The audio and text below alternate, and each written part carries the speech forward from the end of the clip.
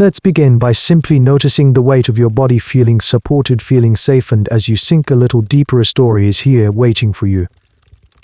It's a story about a great city, a city that saw itself as the very center of the world. And at the heart of that city, a majestic river flowed, a river that carried all of its triumphs, all of its trade and all of its triumphs, all of its trade and all of its trade, and all of its secrets. And tonight, we're going to uncover one of its oldest, and perhaps its dirtiest secret. Before we drift too far, if you feel a connection to this quiet harbor, you're welcome to leave a quiet like or subscribe. Think of it not as a task, but as leaving a soft footprint in the sand before you continue your journey inward. And if you wish, you can leave a comment, letting me know what city you're listening from, and what time it is for you. It's nice to know where these stories land in the quiet of the night. And so, find that gentle darkness in your room, perhaps with a soft blanket pulled a little closer, as we begin our slow drift into tonight's tale. The year is 1858, the month is June. And you are standing on London Bridge. Just allow yourself to arrive here, on this bustling, noisy, vibrant artery. The air is thick with the sound of iron-rimmed carriage wheels clattering on stone and the shouts of vendors. Below you, the River Thames flows, not with a gentle current, but with a thick, sluggish current. You can see the grand contradiction of London in a single glance. To your left and right, a forest of masts from 1,000 ships chokes the waterway. They've come from India, from China, from the Americas, from every corner of the vast British Empire, carrying tea and cotton, sugar and timber. This river is the source of London's immense wealth and power. It's a highway of commerce, the liquid heart of the largest, richest city the world has ever known.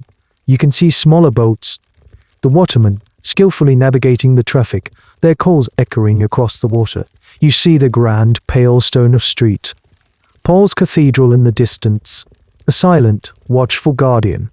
It's a picture of magnificent, chaotic order, but then you notice the smell. It's not overwhelming at first. It's just a background note in the symphony of the city, like the coal smoke that hazes the sky. A low, sour, vaguely swampy scent. You try to place it.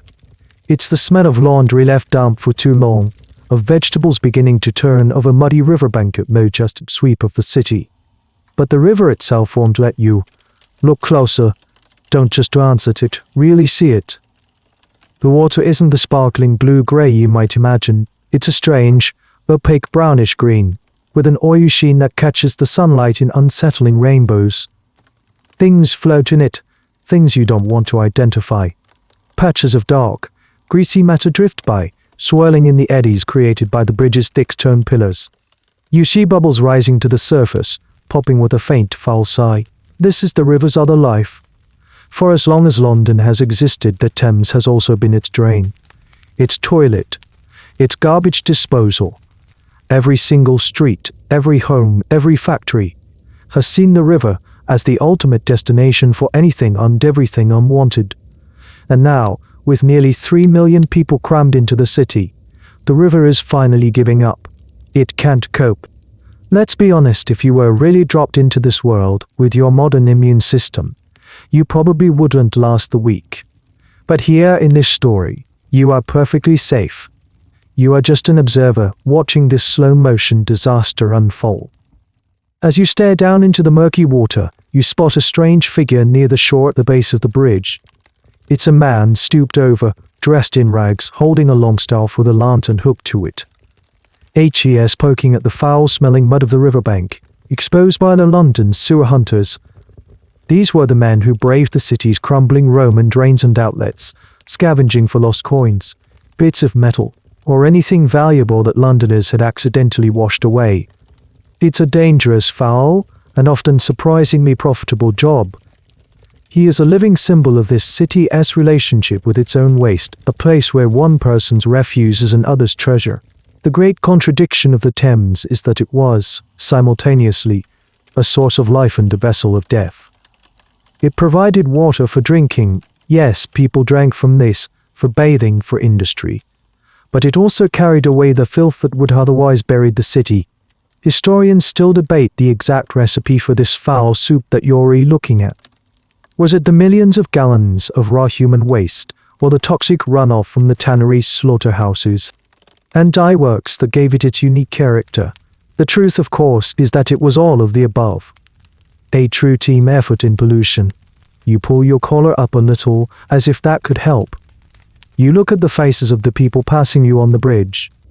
The wealthy in their carriages hold scented handkerchiefs to their noses, a look of weary disgust on their faces. The poor, the street sweepers and the dockworkers, seem not to notice, or perhaps they are just too used to it.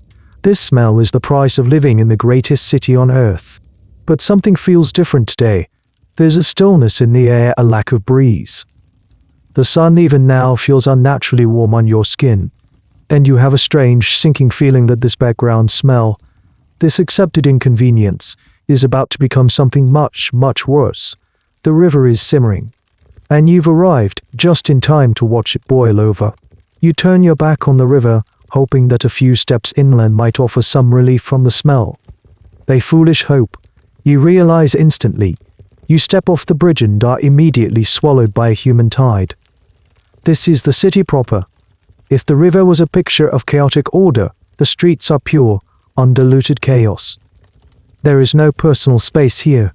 You are shoulder to shoulder with bankers in crisp suits, ragged children darting through legs, women balancing enormous baskets on their heads, and burly workers with sacks of coal slung over their backs.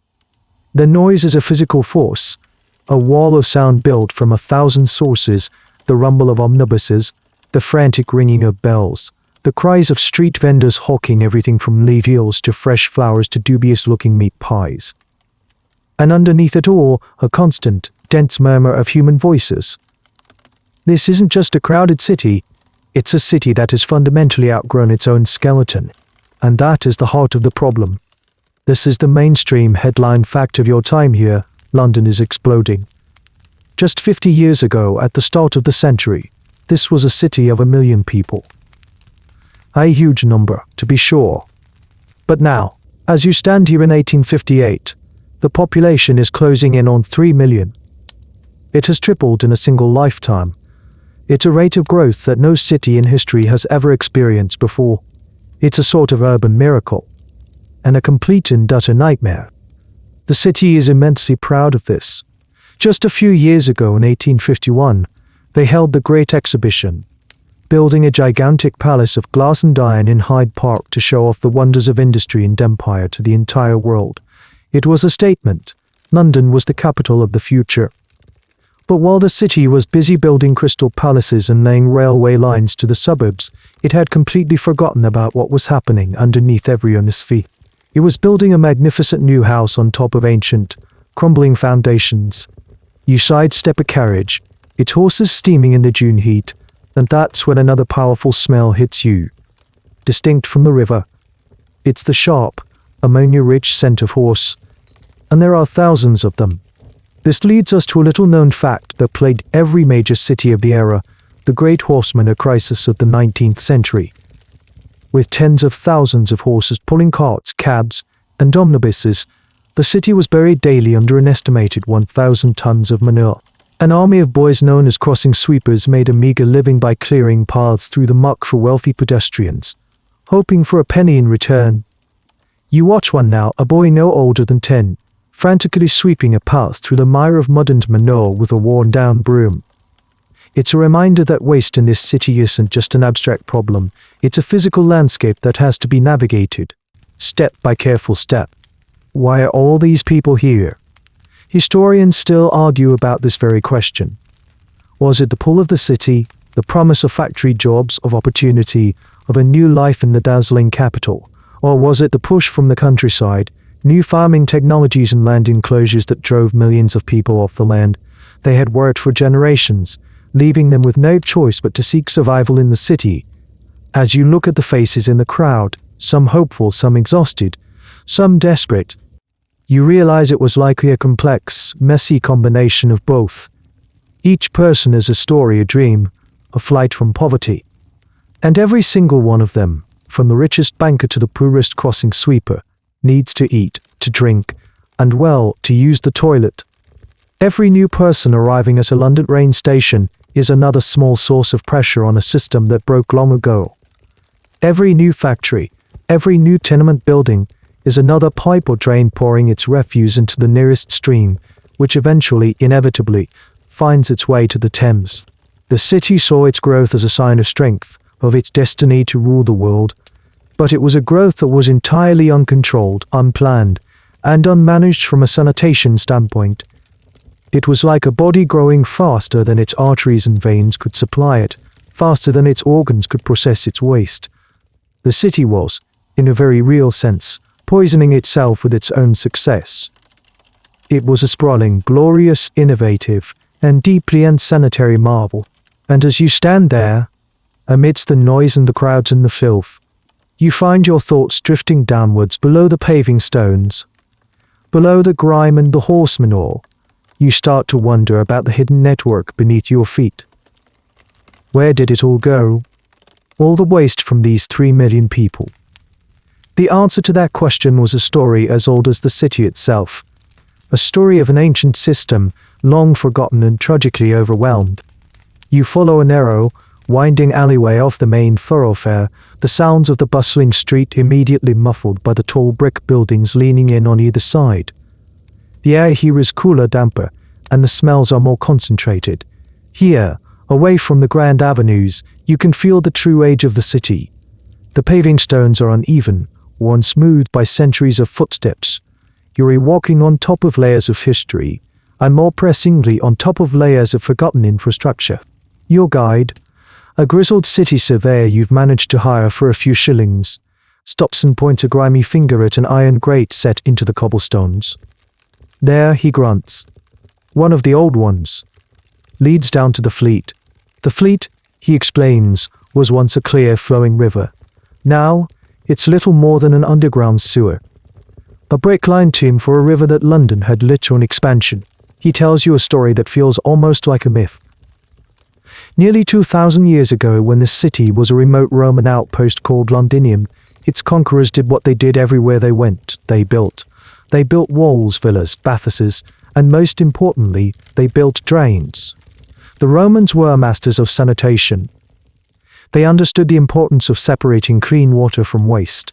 They constructed a network of sophisticated, stone-lined sewers beneath their city, designed to carry rainwater and waste from their baths and public latrines into the Thames and its tributaries. It was a marvel of engineering, a system built to last for eternity, but empires fall. The Romans left, and for the next 1,000 years, their grand infrastructure was largely forgotten. Londoners built their medieval city right on top of the Roman ruins, sometimes connecting their own crude drains into the ancient system without understanding what it was, but mostly just letting nature and gravity do the work. The tributary rivers like the Fleet, the Walbrook, and the Tyburn became the city's natural, open-air sewers. Now mean down with me iron grate. You can't see much, just a deep, echoing darkness, but you can hear a slow, thick, gurgling sound. That is the sound of one of London's buried rivers, now a main artery of the city's sewage system. This is the central fact of the city's predicament. London, in the middle of the hyper-modern 19th century, was still relying on a drainage system that was part Roman, part medieval, and entirely overwhelmed. The surveyor kicks up the grate. This whole section of the city, he says, waving a hand around it, drains into the Fleet. And the Fleet drains into the Thames. Used to be a straight shot. Now it gets blocked up. The muck backs up. Comes up through the cellars when the tide is high. You can see the dark, damp stains on the brickwork of the nearby buildings, a tide mark of filth. Here's a curious, and rather disgusting, little detail about this ad hoc system. Because these old sewers and buried rivers weren't ever designed for the volume of waste they were now carrying. They would often clog. This created a new, and uniquely London profession, the flusher. These were men employed by the Sewer Commission to go down into these brick tunnels and manually break up the solidified blockages of waste to get things moving again. It was incredibly dangerous work. Apart from the risk of drowning in a sudden surge of sewage, the tunnels were filled with explosive gases, methane from the decomposing matter, which could be ignited by a flusher's lantern. And here's where historians still find themselves in a bit of a puzzle. Why, with all of its engineering genius, all of its wealth and innovation, did Victorian London let this happen? Why did the greatest city on earth allow its ancient, inadequate sewers to fester and fail so spectacularly? Some argue it was a simple matter of jurisdiction. The city was a chaotic patchwork of parishes and commissions, and no single authority had the power or the money to tackle a city-wide problem. Others suggest it was a question of priorities. Building railways and bridges was glorious and profitable, while building sewers was expensive, unseen, and deeply unpleasant to think about. The Victorians were masters of sweeping things under the rug, and in this case, they were sweeping things under the street. The surveyor straightens up, wiping his hands on his trousers. They talk about building new drains, he scoffs. Been talking about it for 30 years. But the river was always there. The easy answer. Just let it all wash out to sea. He shrugs. Turns out the sea is a lot further away than they thought. His words hang in the still, close air of the alley. The problem wasn't just that the old system was failing. The problem was that a brand new modern invention, a symbol of Victorian progress and civility, was about to turn this chronic failure into an acute, city-destroying crisis. A revolution was happening in the homes of the wealthy, a revolution of clean, white porcelain and flushing water, and it was about to unleash hell on the river. Leaving the surveyor and his gloomy pronouncements behind, you find yourself wandering into one of London's newer, more fashionable squares. The contrast is immediate and striking. The buildings are elegant, cream-colored townhouses with tall sash windows and polished black railings. The air feels a little cleaner here, or maybe that's just the psychological effect of seeing manicured gardens on freshly swept streets. You've moved from the city's ancient, decaying gut to its gleaming modern faith, and it is inside these very houses that the ticking time bomb is being installed. Through a large drawing-room window, you catch a glimpse of a wealthy family at tea. They are the picture of refined Victorian domesticity. They have no idea that they are active participants in the poisoning of their own city. Their secret weapon, the flush toilet. Let's be clear. The concept of a flushing toilet wasn't new. Sir John Harington had invented a version for Queen Elizabeth I back in the 16th century. But it was here in the mid-19th century that they became a must-have status symbol for the rapidly growing middle and upper classes. Men like George Jennings and Thomas Crapper, yes, that was his real name, though the association of his name with the slang term is a bit of a historical myth, were manufacturing and patenting new and improved models. Having a water closet, as they were called, was a sign that you had arrived. It was modern, it was hygienic, it was civilized. And on the surface, it was a brilliant idea. Instead of the old chamber pot that needed to be emptied by hand, or the smelly backyard privy, you now had a clean, ceramic bowl that, with the pull of a chain, would use a rush of clean water to wash everything away. Out of sight, out of mind, the ultimate convenience. But here is the cruel, catastrophic joke. Nobody had stopped to ask the question, away to where? Before the flush toilet, most of London's human waste never even made it to the river. It went into cesspits. We'll get to those horrors in a moment. But the key thing is that a cesspit was a hole in the ground that collected solid and liquid waste, which was then supposed to be emptied periodically. The old sewers, the ones you just learned about, were primarily designed to carry away rainwater from the streets. It was actually illegal until 1815 to connect a household toilet or privy to the sewer system. The arrival of the flush toilet changed everything. Suddenly, you had tens of thousands of new water closets, each using several gallons of water with every flush, all being connected directly to that ancient, leaky, Roman and medieval sewer system that was only ever meant for rain. This is the central, tragic irony. This great leap forward in household sanitation became a monumental leap backward for public health. Each flush was another nail in the city's coffin. The old sewers, which were never designed to carry this kind of thick, concentrated waste, immediate to clog and fail. But more importantly, the sheer volume of water was now carrying all of that raw sewage, which used to be contained in neighborhood cesspits, directly into the tributary streams and then, in one great, unified torrent, into the River Thames. The river was no longer just receiving runoff from the streets, it was now the designated, official terminus for hundreds of thousands of flushing toilets.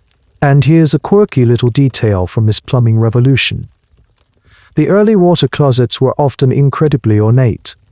You could buy them with beautiful hand-painted floral patterns, intricate molded designs in the shape of dolphins or lions, made to look more like a piece of fine furniture than a utility. Manufacturers competed to create the most aesthetically pleasing models, a testament to the Victorian desire to hide unpleasant realities behind a veneer of decorative beauty. They were literally putting lipstick on a pig. Historians still debate the speed and scale of this transition. Was it a sudden floodgate opening in the 1840 seconds and 50 seconds?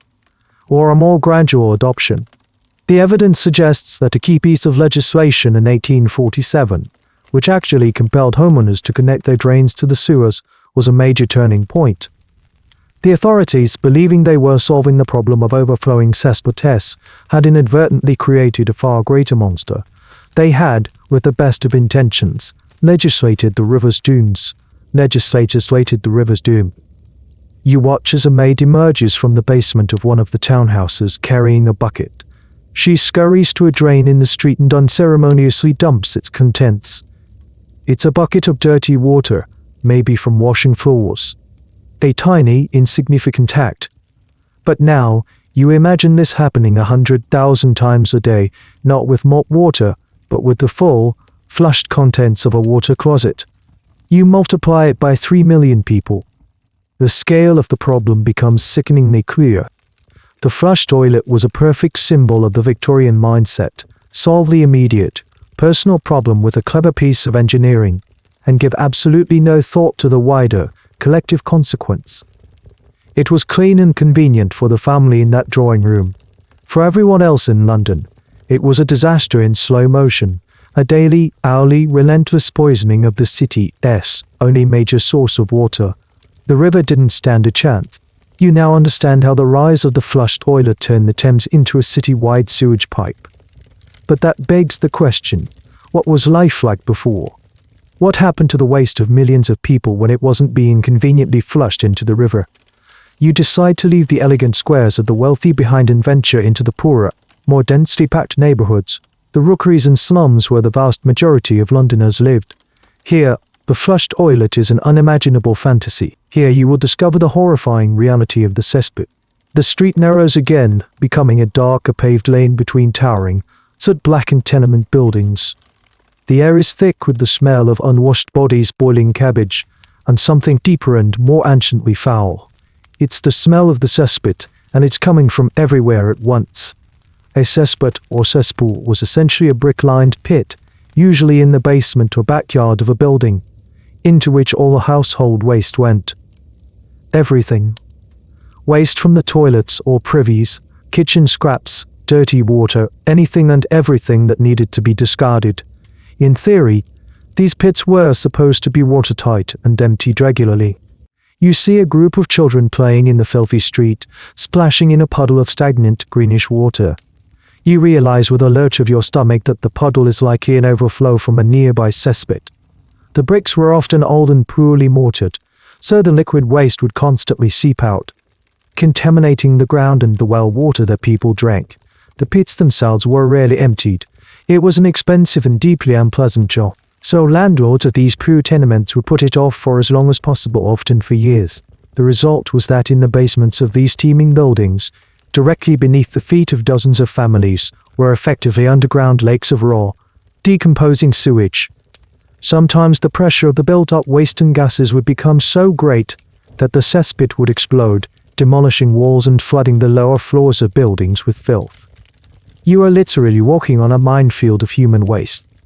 This brings us to one of the most disgusting and dangerous jobs in all of Victorian London, the night soil man. Because the work of emptying a cesspit was so foul, it was illegal to do it during the day.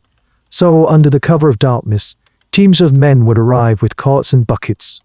They would climb down into the pit, often up to their chests in the vile sludge, and shovel it into buckets which were then hoisted up and dumped into the cart.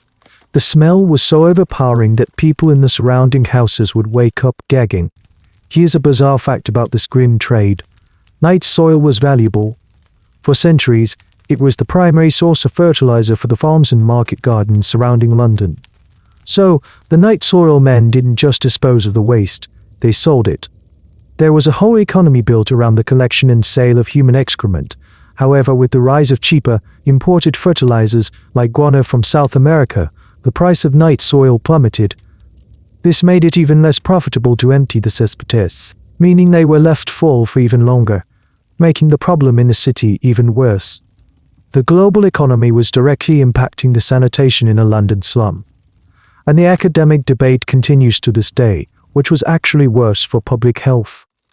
The older system of the overflowing, disease-bringing cesspit contaminating the local water supply, or the new system of flushing everything directly into the Thames, contaminating the entire city's water supply on a massive scale. It's a grim choice, a debate over the lesser of two poisons. The cesspit was a localized disaster, a sniper rifle of disease. The flushing toilet turned the river into a weapon of mass destruction. You watch as a woman from an upper window simply empties a chamber pot directly into the street below, shouting "Gardez-le," a corruption of a French phrase for "watch out for the water," as a warning. The contents splash onto the already foul ground. This was a common practice. The streets themselves were often just extensions of the sewer. Standing here in this suffocating, foul-smelling alley, you finally understand the desperation of the authorities. You see why they passed laws forcing people to connect their homes to the sewers. They were trying to solve the problem of the cesspit, the immediate, visible, and undeniably horrific reality of these overflowing pits of filth in people's homes. They saw the sewers and the river as a solution, a way to wash the problem away. They had no idea that the real problem wasn't the waste itself, but the prevailing scientific theory of the day about how disease was transmitted. They were terrified of the smell, the foul air rising from these pits, and they believed that if they could just get rid of the smell, they could get rid of the disease. They were tragically, fatally wrong. You retreat from the slum, a profound sense of unease settling over you. It's not just the disgust at the sights and smells you've just witnessed. It's a deeper feeling, an understanding of the psychology of the city. You realize that for the people living here, the ever-present stench isn't just an unpleasantness. It's a threat. It's a constant, hovering fear. To understand the great stink? To have to understand that the people of London weren't just afraid of filth. They were terrified of the air itself. Imagine just for a moment believing that a bad smell could on its own kill you. Not that it was a sign of something dangerous, but that the smell itself was the agent of death. An invisible, airborne poison that could seep in through your window, follow you down the street, and strike you down with cholera, typhoid, or a dozen other fatal diseases. This wasn't just a folk superstition. This was the dominant, established medical science of your time. It was called the miasma theory. The word miasma comes from the ancient Greek for pollution or bad air, and the theory was elegantly simple and catastrophically wrong. It held that diseases were caused by the foul-smelling vapors that rose from decomposing organic matter. Anything that rotted, sewage, garbage, stagnant water, even the soil in a graveyard, was thought to release these poisonous clouds. If you breathed in the miasma, you got sick. End of story. So, when you see a well-dressed gentleman clamp a perfumed handkerchief over his nose and mouth as he walks past a foul-smelling alley, he isn't just being a snob. In his mind, HES putting on a shield, HES filtering the air, trying to keep the invisible monster of disease at bay. When families kept their windows nailed shut, even on a stiflingly hot day, it was just to keep out the noise. It was just to keep out the noise. It was to form a barricade against the deadly air. This theory governed all public health decisions. The logical conclusion, if you believe in miasma, is that the solution to disease is to get rid of the bad smells. And what's the best way to get rid of smelly, decomposing cesspits in every owner's basements? Wash them away. Flush them out. Send them down the sewer and into the river, where the current can carry them away from the city. From a miasmatic point of view, compelling Londoners to connect their new flush toilets to the sewers was a brilliant, forward-thinking public health initiative. They weren't just cleaning the city, they believed they were literally washing death itself out to sea. It's like trying to fix a faulty engine by changing the air freshener. And this belief led to some strange and desperate practices. This is a curious little detail of the era. The fight against miasma was a war of smells. People would burn things in their homes to try and purify the air, fighting bad smells with what they hoped were stronger, healthier ones. It wasn't uncommon to smell burning tar, sulfur, or vinegar wafting from a home, a primitive form of fumigation. Wealthier people carried pomander-wreaths, small ornate balls filled with aromatic spices like cloves and nutmeg, holding them to their noses in smelly areas. A popular concoction was the vinegar of the Four Thieves, a blend of vinegar and herbs that was believed to have protected grave robbers from the plague. They were fighting a phantom with perfume. Now here's where a fascinating historical debate still smolders. Did this utterly incorrect theory accidentally do some good? Some historians argue that yes, it did. By focusing on cleaning up the sources of bad smells, the miasmatists inadvertently cleaned up the breeding grounds for other disease vectors. When they drained stinking marshes to stop the bad air, they were also eliminating the habitats of mosquitoes that carried malaria. When they cleared stinking piles of garbage from the streets, they were removing contaminants that could get into food and water. They were doing the right things, but for entirely the wrong reasons. They were like a blindfolded man swinging a stick in a dark room occasionally. He was bound to hit the right target by sheer luck. But in the case of London's sewage, their logic was leading them to a uniquely terrible conclusion.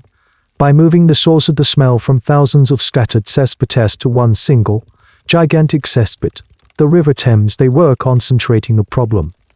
They were creating a miasma factory in the very heart of the city. As you stand on a street corner, contemplating this city-wide delusion, you feel the sun on the back of your neck. It's warmer than it should be for this time of year. There's a persistent, heavy quality to the heat, and you realize with a sudden chill despite the warmth, what this means to a population terrified of bad air. Heat makes things rot faster. Heat intensifies smells. Heat, therefore, creates more miasma. An ordinary summer heatwave is no longer just an inconvenience. It's a trigger. It's the catalyst that could turn a foul-smelling city into a death trap. And the sun of 1858 is just beginning to beat down. The heat arrives not as a gentle warming, but as a sudden, suffocating blanket thrown over the city. It begins in late May and intensifies through June. The sky, usually a hazy watercolor of grey and blue, becomes a relentless, brassy dome. Day after day there is no rain, no breeze. Just a still, oppressive heat that cooks the city in its own juices. You feel it in the very fabric of your clothes, which are perpetually damp. You feel it in the cobblestones, which radiate warmth long into the night. You see it in the horses, their heads drooping, their flanks lathered in sweat as they strain to pull their loads. London, a city built for cool, damp weather, is utterly unprepared for a tropical summer. It has no air conditioning, no refrigeration beyond the icehouse, no escape. This is the key historical fact of the moment. The summer of 1858 was exceptionally, unnaturally hot and dry. Weather records from the time confirm it. For weeks on end, the temperature in London hovered around 30 degrees Celsius or the mid-82 Fahrenheit in the shade, and much higher in the direct sun. For us, that's a standard summer heat wave. For a Victorian city with no ventilation, where people wore layers of wool and costry, and where the air was already thick with coal smoke, it was a physical ordeal, and the heat finds its perfect partner in the River Thames. The river level drops dramatically due to the lack of rain. The already sluggish current slows to a near standstill. The water becomes a shallow, tepid soup. It is the perfect incubator. Imagine a giant, city-sized petri dish, left out in the sun.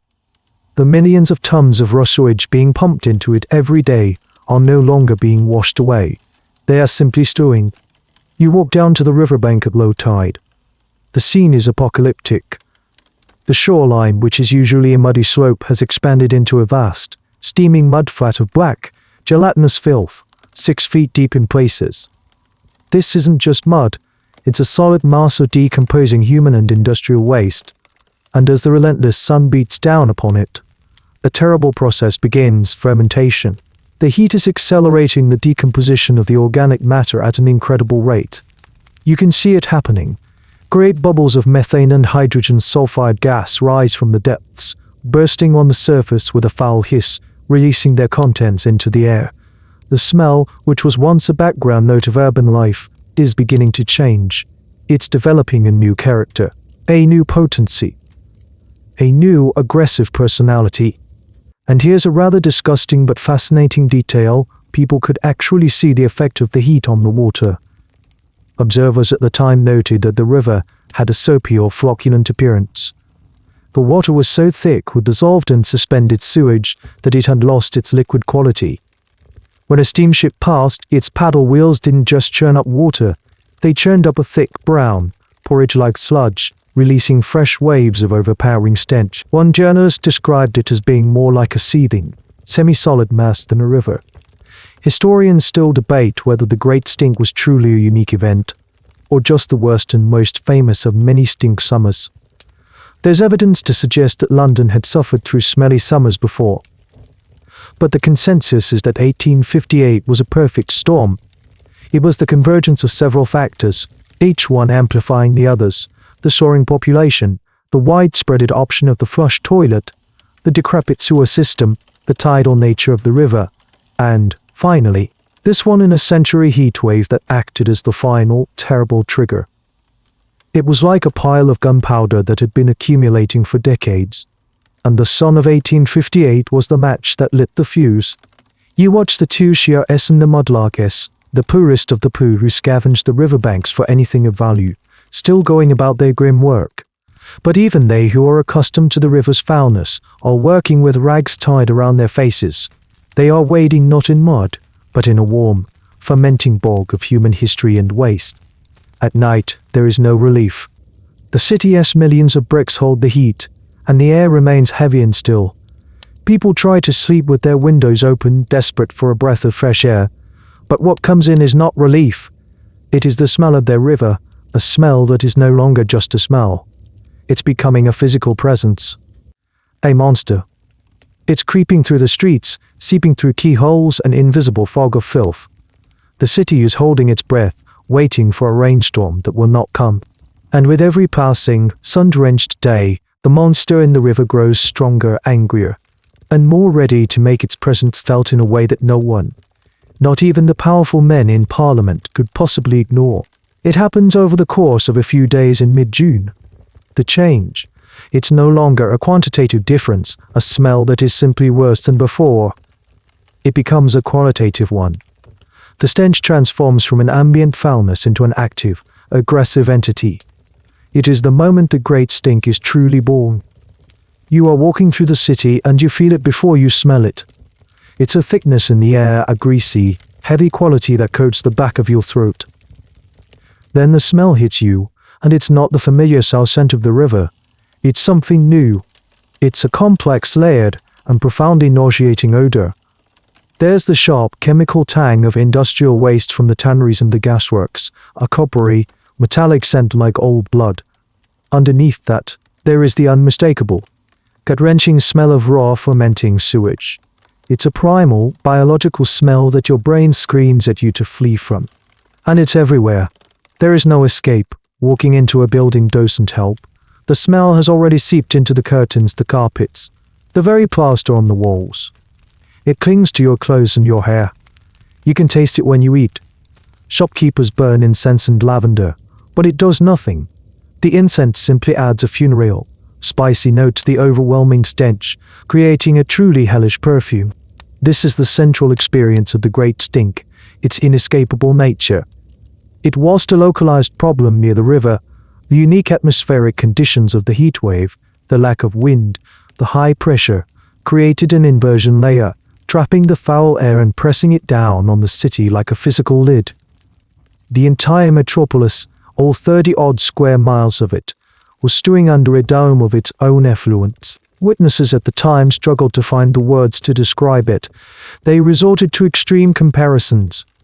They said it was like living next to a corpse, or inside a public toilet that had never been cleaned. One newspaper famously declared, "The offensive odor is omnipresent.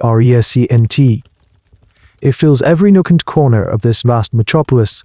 The capitalization was theirs, a desperate attempt to convey the scale of the horror through topography. And here is a strange, almost darkly comical detail of life during this time, the rise of what you could call stench etiquette. People stopped visiting each other. Social engagements were cancelled. No one wanted to host a dinner party when the main course was accompanied by the smell of a city-sized sewer. When people did meet in the street, conversations were brief and conducted with handkerchiefs pressed firmly to their faces. There are accounts of people fainting in the street, not from the heat, but from the sheer, suffocating power of the smell. London's famously bustling social life had been brought to a standstill by a bad smell. Of course, the immediate reaction, filtered through the lens of miasma theory, was sheer terror. This was just unpleasant. This was death. This was the miasma they had always feared, now manifested on an unimaginable scale. People were convinced that a new plague was about to sweep through the city and kill them all. Pharmacists did a roaring trade in disinfectants and supposed antidotes. The most popular was carbolic acid, a foul-smelling substance in its own right, which people sprinkled around their homes. The more scientifically minded would carry around small bottles of smelling salts or even pocket-sized contraptions filled with charcoal, a primitive purse in a layer filter. There is, of course, a historical debate about the actual health effects of the stink itself. Was the smell on its own physically harmful? We now know that the gases like hydrogen sulfide in high enough concentrations can be toxic. While it's unlikely the concentrations in the open air were lethal, historians and scientists still discuss whether they could have caused headaches, nausea, and other physical symptoms reported at the time.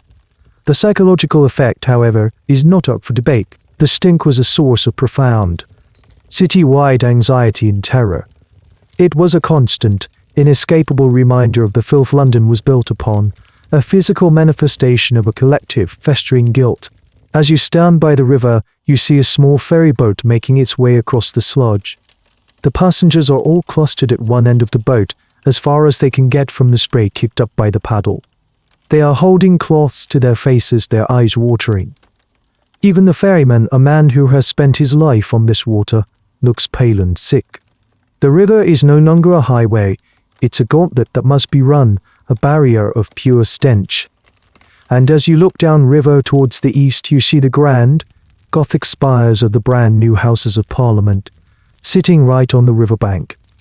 It was meant to be a symbol of Britain's power and stability, a majestic palace of democracy. The architects, in their wisdom, had designed it with a state-of-the-art ventilation system that drew its fresh air directly from the river.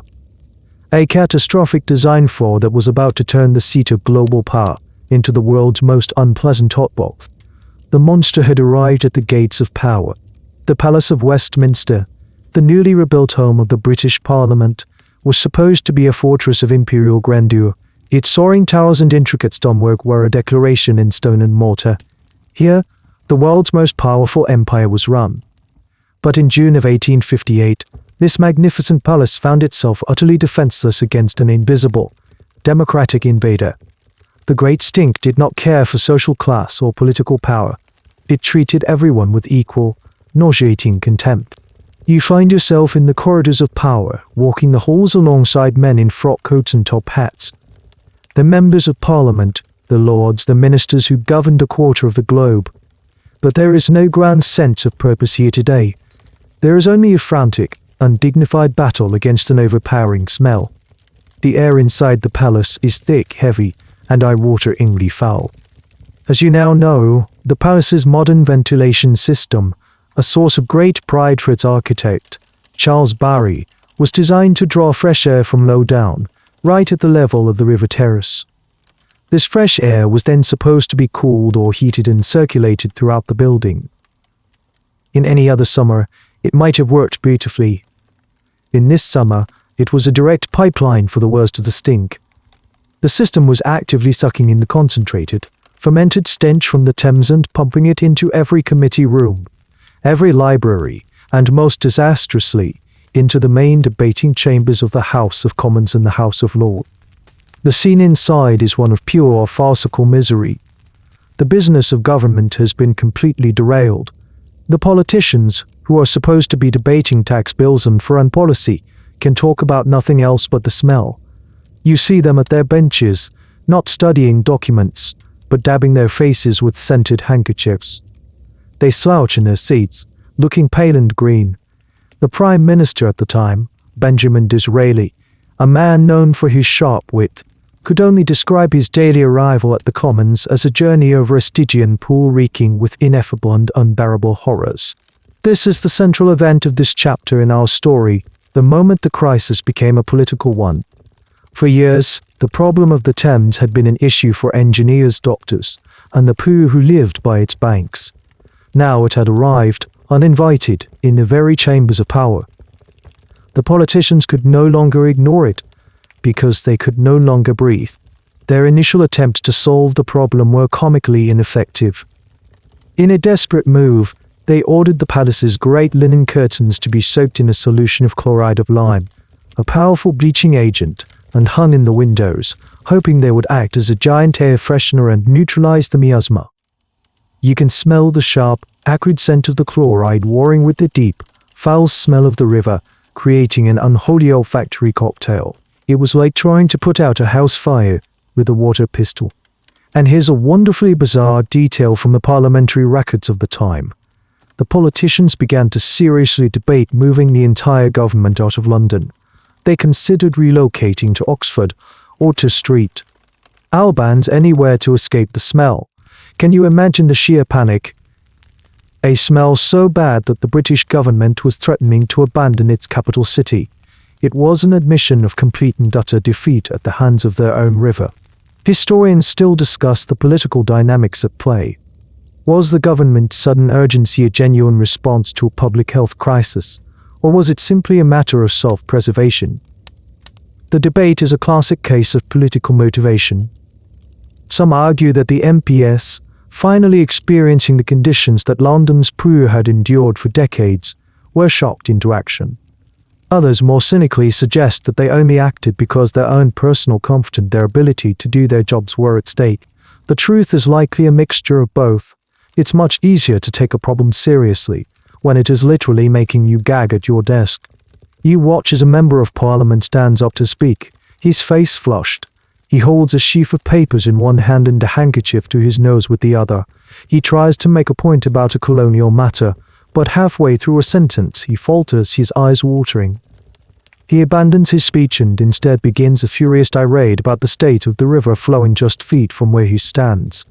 This scene is repeated throughout the day. The stink has hijacked the political agenda. Outside on the terrace, the grand riverside balcony where members would normally stroll and gossip, the scene is even worse.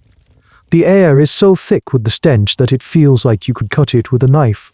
The grand stone facade of the palace is right on the front line. The elegant statues of Britain's kings and queens seem to be holding their noses in disgust. The crisis had reached the very heart of the empire, and the government was about to be shamed into action by another powerful voice, a man of science who decided to take the river's pulse. While the politicians in Westminster were joking on their own incompetence, a different kind of Londoner decided to take a more methodical approach to the crisis. You leave the stuffy, lime-scented halls of Parliament and make your way to a quiet, unassuming house. This is the home of Michael Faraday, one of the most brilliant and respected scientists of the age. He is a giant in the world of physics and chemistry, a man who discovered electromagnetic induction, the principle behind the electric motor. He is not a public health expert, but he is a man who believes in observation evidence, and when necessary, public shaming. One day in early July, at the very peak of the stink, Faraday decides he has had enough. He can't work. The city is in a panic. He decides to conduct a simple, elegant experiment to demonstrate the sheer scale of the river's pollution to the one entity he believes might be able to do something about it, the readers of the Times newspaper. You are invited to join him on his journey. You board a steamship with him for a trip down the Thames from London Bridge to the mouth of the river. It's not a pleasure cruise. Faraday isn't here to admire the view. He has come prepared. In his hand he carries a stack of clean, white pieces of paper. These are his scientific instruments. As the steamer pulls away from the dock, the stench is already overpowering. Faraday leans over the side of the boat. He takes one of his white cards and dips it into the river, holding it up for you to see. It is stained a murky, disgusting brown. This is his baseline. Then he begins his experiment. He tears the white paper into smaller pieces, which he has treated with a chemical, lead acetate, that will react with the hydrogen sulfide gas being released by the decomposing sewage. He begins to drop these little white cards into the river at regular intervals. His hypothesis is simple: if the water is clean, the cards will remain white. If the water is saturated with sewage, the dissolved gases will turn the cards black. As the boat churns through the thick, brown water, he drops the cards. One after another, they are almost instantly stained, turning a dark, inky color before they are even fully submerged. He is not just dropping them in, he is dropping them into a chemical soup so potent that the reaction is immediate. He is, in essence, taking a chemical photograph of the river's rotting end. This is the central, powerful image of this part of our story, one of the world's greatest scientists, on a boat in the middle of a foul river, using simple pieces of paper to prove what everyone could smell, but no one could quantify. It was a piece of brilliant scientific theater. Here's a little known detail about Faraday's character that makes this act all the more significant. He was the son of a blacksmith, a self-taught man who had risen through the ranks of the scientific establishment on pure genius and hard work. He had a deep sense of social responsibility. He wasn't a politician or a radical, but he believed that science had a duty to serve society. He saw a problem, and he used his scientific credibility to force people to pay attention. The results of his little experiment were horrifying. The cards turned black at London Bridge, they turned black at Westminster, they turned black miles downriver past the city centre. The river was not just polluted, it was a homogeneous, continuous stream of filth. The tide was not washing the sewage out to sea, it was just sloshing it back and forth, a great, stinking basin of poison. Faraday goes home and, that very evening, pens a letter piece of controlled, scientific fury. He describes his experiment in calm, precise detail. He writes, "The whole of the river was an opaque pale brown fluid. The smell was very bad, and common to the whole of the water. It was the same as that which now comes up from the gully S in the streets." He concludes with a chilling, damning question for the nation. If we neglect this subject, we cannot expect to do so with impunity, nor ought we to be surprised if, ere many years are over, a pestilence should stalk in our midst. The letter is published on the front page. In an era when the Times was the undisputed voice of the British establishment, a letter from a man like Michael Faraday was an earthquake. It was a public, undeniable, scientific condemnation of the state of the capital. It cut through all the political excuses and the public panic. Historians still see Faraday's letter as a crucial turning point in the crisis.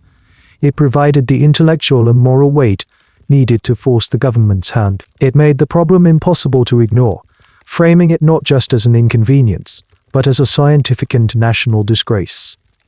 The politicians had been shamed by the smell. Now, they were being shamed by science. The pressure was building to an unbearable level. They had to be seen to be doing something, anything, to fight the monster in the river. Their first response would be a grand, expensive, and almost completely useless gesture. Faraday's letter, published for all the world to see, lands like a bombshell on the desks of the city's officials. The public is terrified, the politicians are gagging, and now the most famous scientist in the country has publicly declared the river a national disgrace. The pressure to act, to do something, is immense, and so the authorities, a jumble of different committees and boards with overlapping powers, spring into what they believe is decisive action. You find yourself back at the riverbank, but this time the scene is different. Barges, low and heavy in the water, are being pulled along the shoreline. Men with shovels stand on the decks, their faces wrapped in cloth. As they move slowly through the brown sludge, they begin to heave the contents of their barges into the river, a fine, white powder that clouds the air and settles on the foul water like a grotesque dusting of snow. This is the government's grand plan. Their first, desperate counterattack against the great stink. They have ordered hundreds of tons of chalk lime, chloride of lime, and carbolic acid to be dumped directly into the Thames. The theory, such as it was that these caustic and disinfecting substances would deodorize the river. If the miasma would caused by the smell, then killing the smell would kill the disease. It was a chemical war on an olfactory phantom. You are witnessing a colossal, and colossally expensive, act of futility. The men on the barges are shoveling the modern equivalent of about 250,000 a week, a fortune at the time, into the river. It's a frantic, desperate measure, a way for the government to be seen to be tackling the problem. Every shovel-fuel of lime is a piece of political theater, a white flag of surrender disguised as a weapon. Why was it so useless? It was a simple matter of scale. The amount of lime being shoveled into the river was like trying to sweeten the ocean with a single sugar cube. The Thames, even at its low, summer level, was a vast body of water, and the sheer volume of new sewage pouring into it every single hour from the city's drains was more than enough to overwhelm the feeble chemical assault. Here's a curious and rather counterintuitive detail about this effort. For the people living right next to the areas where the lime was being dumped, it might have actually made things worse. The chemical reaction between the lime and the acidic sewage sludge would have released even more ammonia and other pungent gases. Imagine the smell of a dirty public toilet, and then imagine someone pouring bleach into it. The result isn't a pleasant floral scent, it's a new, even more acrid and eye-watering chemical stench. They were fighting one bad smell by creating another. You watch the process for a while. The white powder hits the brown water, fizzing and bubbling for a moment, creating a small, localized patch of milky white liquid. But within a few minutes, the relentless brown tide swallows it up, and the effect is gone. The barge moves on, leaving behind the same stinking, sludgy river as before. It is a perfect metaphor for the government's handling of the crisis up to this point, a costly, showy, and ultimately pointless gesture that treated a symptom while completely ignoring the disease. The historical debate here isn't about whether this worked. Everyone agrees it was a failure.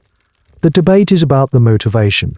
Was this a cynical exercise in public relations, a way to placate the populace while the politicians hoped for rain?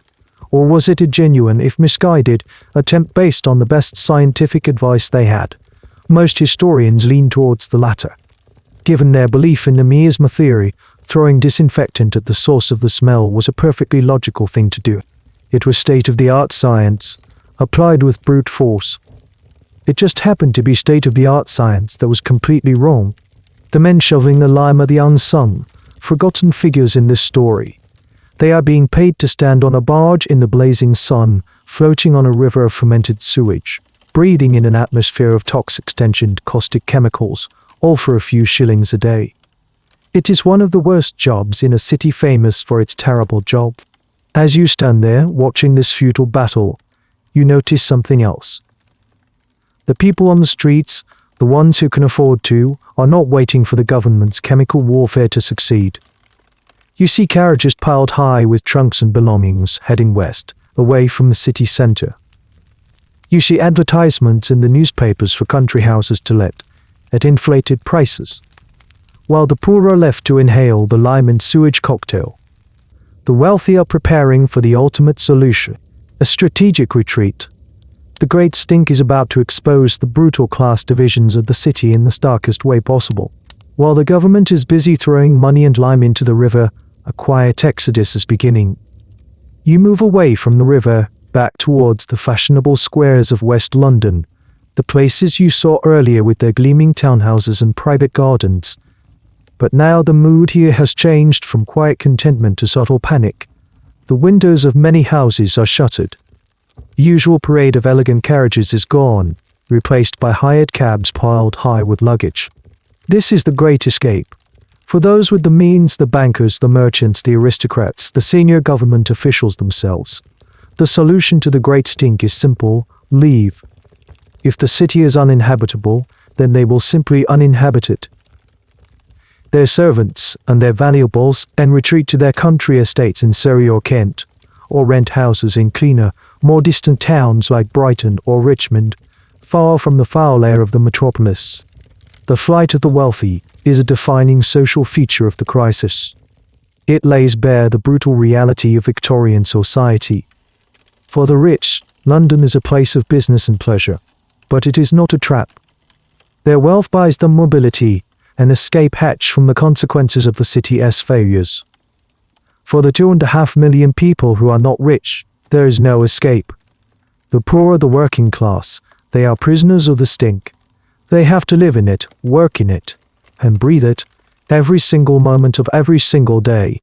You see a family, a father in a fine suit, a mother in a wide crinoline dress, and two perfectly coiffed children, climbing into a carriage. The father gives some last-minute instructions to a servant, who is staying behind to look after the house. He hands the servant a bottle of carbolic acid and a box of cigars, with instructions to burn them constantly to purify the air. Then the carriage door slams shut, the horses pull away, and they are gone, leaving the servant alone to face the stink, devastatingly clear illustration of the class divide. This leads to a strange and little discussed economic consequence of the stink, a localized recession. With a significant portion of their wealthy clientele having fled the city, the high-end shops of Regent Street and Bond Street saw their business collapse. The theaters and concert halls were half empty. The tailors, the hat makers, the jewelers, the hat makers, the jewelers, all the trades that catered to the luxury market were hit hard, punishing those who relied on the spending of the very people who could afford to flee. The newspapers of the time are full of this contrast. On one page, you'll see advertisements for country retreats and seaside air. On the next, you'll find grim reports from the poor districts of Lambeth and Southwark, right on the south bank of the river.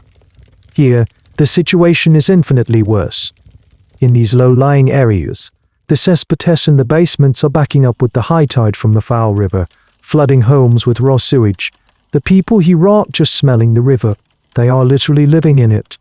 The historical debate around this is a sensitive one. How much did this class-based suffering contribute to the final solution? Did the government act because they feared a mass uprising from the suffering poor? Or was it, as we've seen, more about the discomfort of the MPs themselves? The evidence suggests that while there was a general fear of social unrest among the Victorian ruling class, the direct impetus for the sewer bill was the invasion of their own privileged spaces. They were not, for the most part, moved to action by the plight of the poor in Southwark, but by the fact that they couldn't stand the smell in their own committee rooms.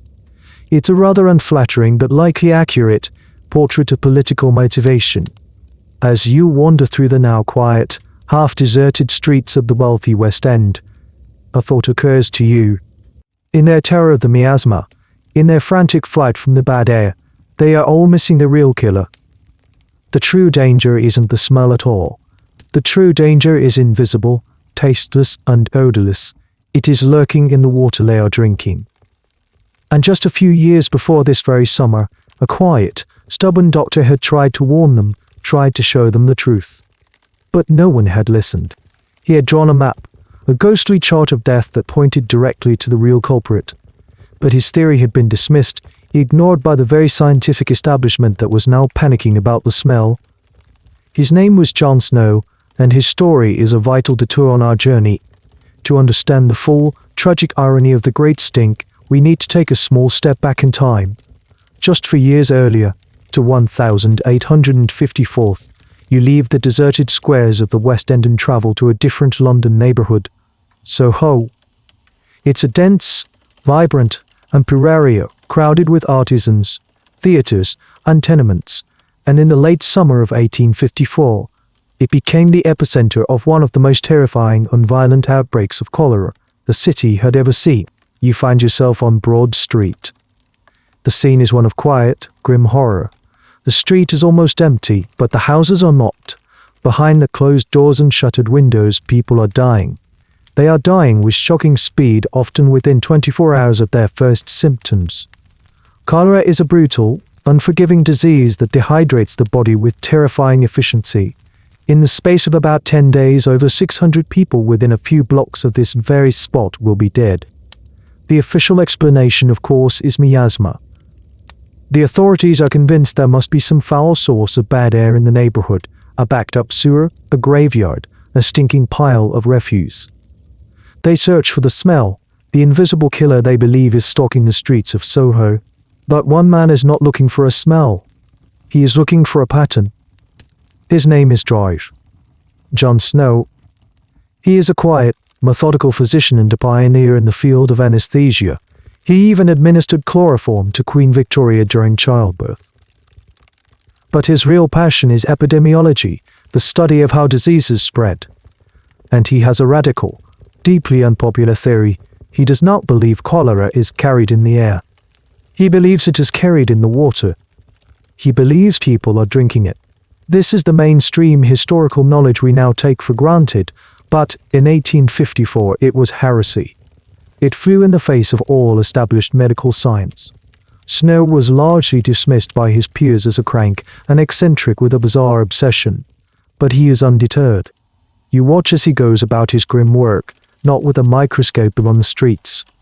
He talks to the families of the victims. He asks them questions, not about the smells in their homes but about their daily habits. Where do you get your water? Which pump do you use? He is meticulous, patient, unrelentless.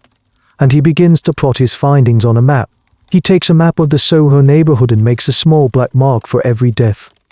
As he adds more and more marks, a ghostly pattern begins to emerge. The deaths are not scattered randomly. They are not evenly distributed around a smelly sewer grate or a graveyard. They are clustered with horrifying density around one particular spot on Broad Street, a public water pump.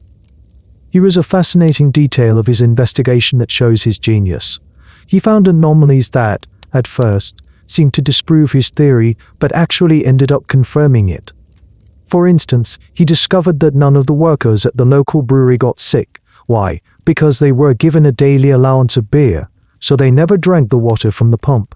He also investigated the case of a widow who had died of cholera miles away from Soho, until he learned that she had loved the taste of the water from the Broad Street pump so much that she had a bottle of it delivered to her house every day. The water was her killer. Armed with this overwhelming data, his map of death, Jon Snow goes to the local authorities, the Board of Guardians. He doesn't try to convince them of his controversial waterborne theory. He knows they are all staunch miasmatists. Instead, he simply shows them his map. He points to the dense cloud of black marks around the pump. He argues that, whatever the cause, the pump is clearly the center of the problem, and in a moment of sheer, pragmatic desperation they listen.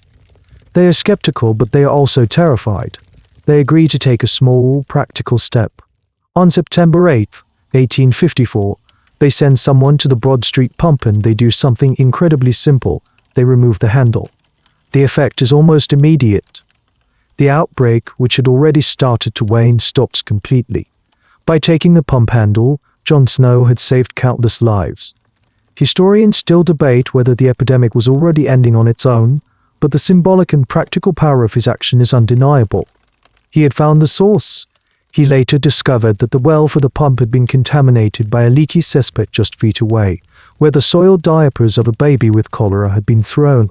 But here is the tragedy. Despite this powerful evidence, the medical establishment refused to accept his conclusions. They clung to the miasma theory.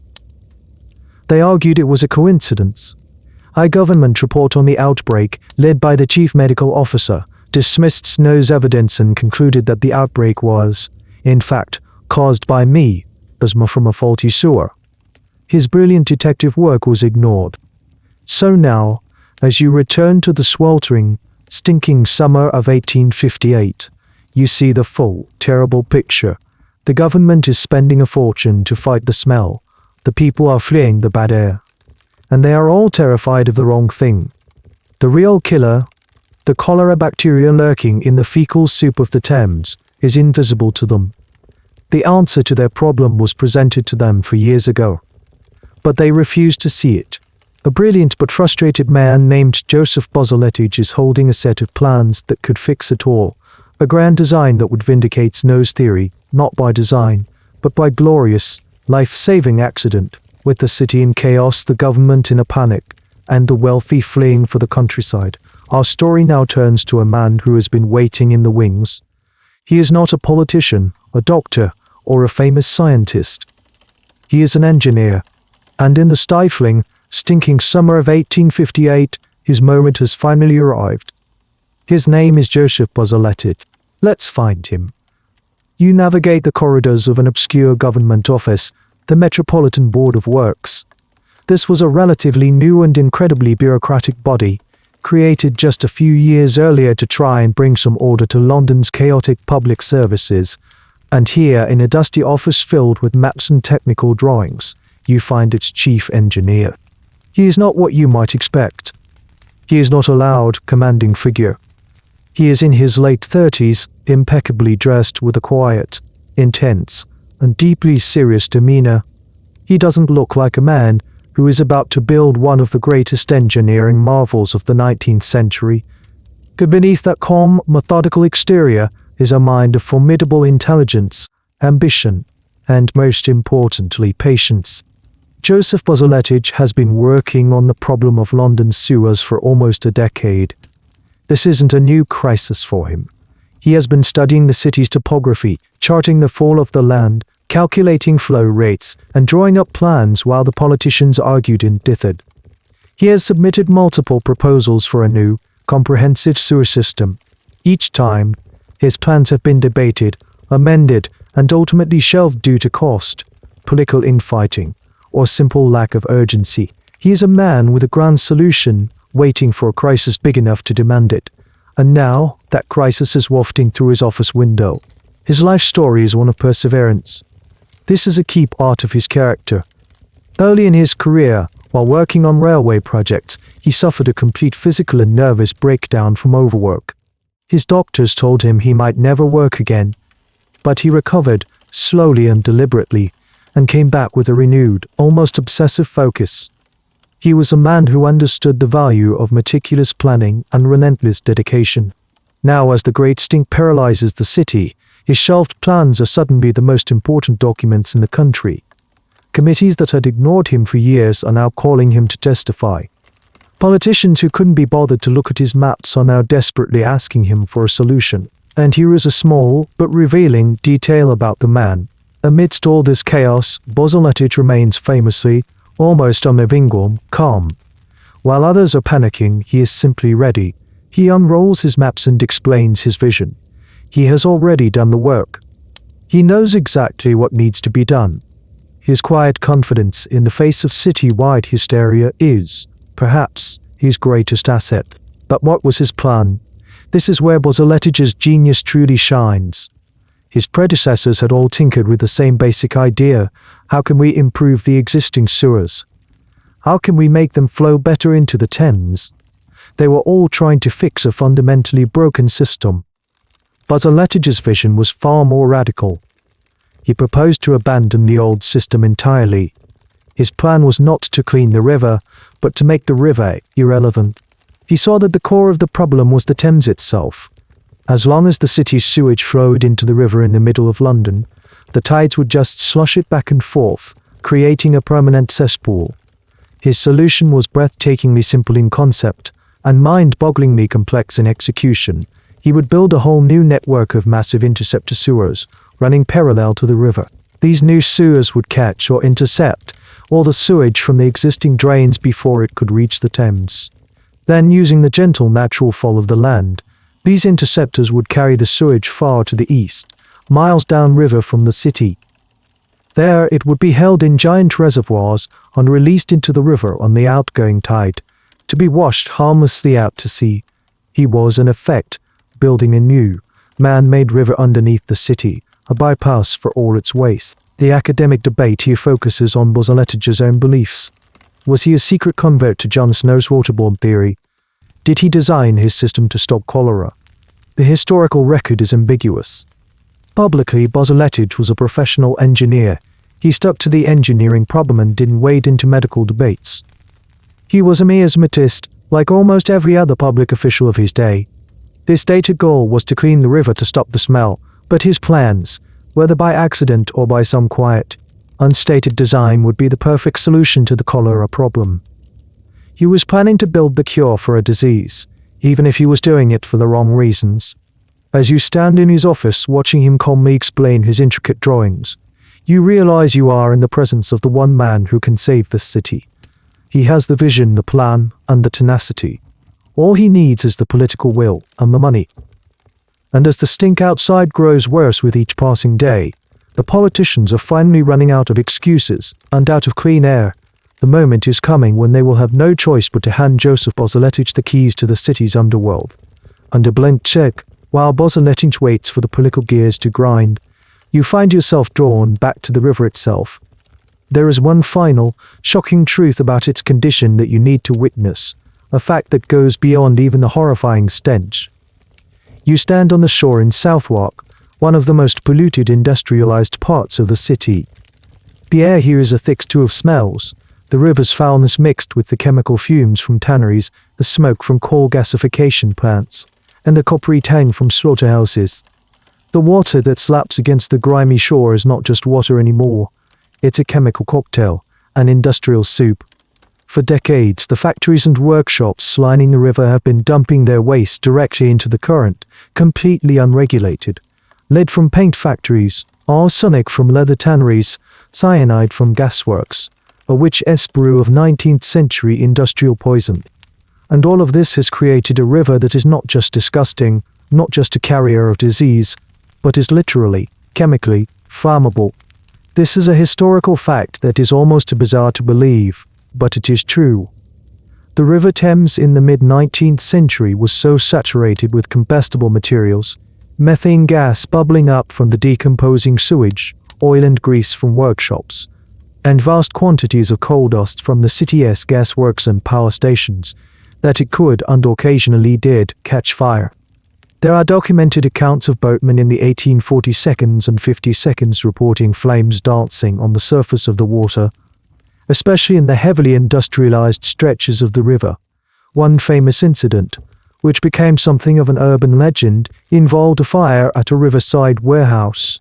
As the burning embers fell into the river, the surface of the water itself reportedly ignited, the flames spreading across the foul, greasy surface. Think about that for a moment. The city's primary source of water, its great central artery, had become a fire hazard. It had reached a state of pollution so extreme that it had inverted the natural order of things. Water, the universal extinguisher, could now burn. And this leads to a fascinating, though rather grim, little piece of trivia about the river's ecosystem. It was, for all intents and purposes, biologically dead. In the 1850s, scientists conducting surveys of the Thames within the London area found nothing. No fish, no even leeches. No plant life, not even leeches. The only living things that could survive in this toxic, oxygen-deprived soup were certain types of bacteria, like those that cause cholera, and a strange, primitive organism known as the tubifex worm, which thrives in polluted, low-oxygen environments. The presence of these bright red worms, which would form writhing carpets on the riverbed, was a sure sign of extreme organic pollution. The river was a zombie, a moving corpse. You watch as a barge loaded with coal makes its way upriver. A stray piece of coal falls from the deck and hits the water. Instead of a clean splash, it lands with a thick, syrupy plop. An oily, rainbow-colored sheen spreads out from the point of impact, and a bubble of gas rises to the surface and pops. It's a river that has the consistency of a thin stew, a stew that happens to be flammable. The historical debate around this is less about if it happened, and more about how it was perceived. Did the average Londoner know their river could catch fire? It wasn't widely reported in the mainstream press. It was a rather embarrassing fact for a city that saw itself as the pinnacle of civilization. It was more a piece of waterfront folklore, a story told by dockworkers and boatmen. For the authorities and the engineers like Bazalgette, however, it was a known and terrifying reality. It was the ultimate symbol of how broken the system was. A river on fire was a sign of a society that had lost control, a problem that had festered for so long it had become an ecological and chemical nightmare. This horrifying flammability added another layer of urgency to Bazalgette's plans. His sewer system was just about public health and aesthetics. It was about public safety. It was about diffusing a slow-motion, liquid bomb that ran through the center of the city. He needed to get the sewage and the industrial waste out of the river, not just to stop the smell and the disease, but to stop the river itself from being a chemical hazard. As the sun begins to set, The foul water takes on a strange, almost beautiful coppery glow, but you know now what lies beneath that surface. A dead, flammable, toxic current. Back in the Houses of Parliament, just a mile or so upriver, the politicians are still debating, still fanning themselves, still complaining about the smell. But the problem is so much worse than they can even imagine. They are arguing about a bad smell while sitting next to a river of fire. The time for talk is rapidly running out. Let's return to the House of Commons. The month is now July, the peak of the heat, and the peak of the stink. The futile effort of dumping lime into the river has failed. The flight of the wealthy has only highlighted the government's impotence. The pressure, both atmospheric and political, has become unbearable. The time has finally come for a formal, full-scale debate on what the newspapers are now calling the great national evil. You take a seat in the public gallery, a high balcony overlooking the main debating chamber.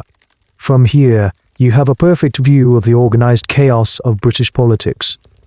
The chamber is packed, despite the appalling conditions. The air is thick with the competing smells of river sewage, chloride of lime, and the sweat of several hundred overheated men in woolen suits. Many MPs are knocking near the windows, hoping for a stray breath of air that isn't completely foul. Others slump in their chairs, their faces a pale, unhealthy green.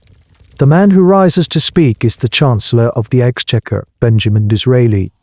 He is a master of language, a brilliant and often flamboyant orator, but today his usual wit is replaced by a grim sense of urgency. He is here to propose a bill, a piece of legislation that will finally give the Metropolitan Board of Works and its chief engineer Joseph Bazalgette the power and the money to solve the problem once and for all. As he speaks, you witness a scene of almost comical desperation. He, like every other speaker that day, holds a scented handkerchief to his face, periodically pressing it to his nose and mouth as he delivers his speech. It's a physical act that speaks louder than any of his words. The government is literally debating in a cloud of its own filth, their voices muffled by perfume and disgust. The main point of contention, the issue that has held up this project for years, is money. Who should pay for this colossal undertaking? Should it be the national government, arguing that London is the imperial capital? Or should it be the city's residents, through a new local tax? This is the core of the debate you're witnessing. Disraeli proposes a compromise.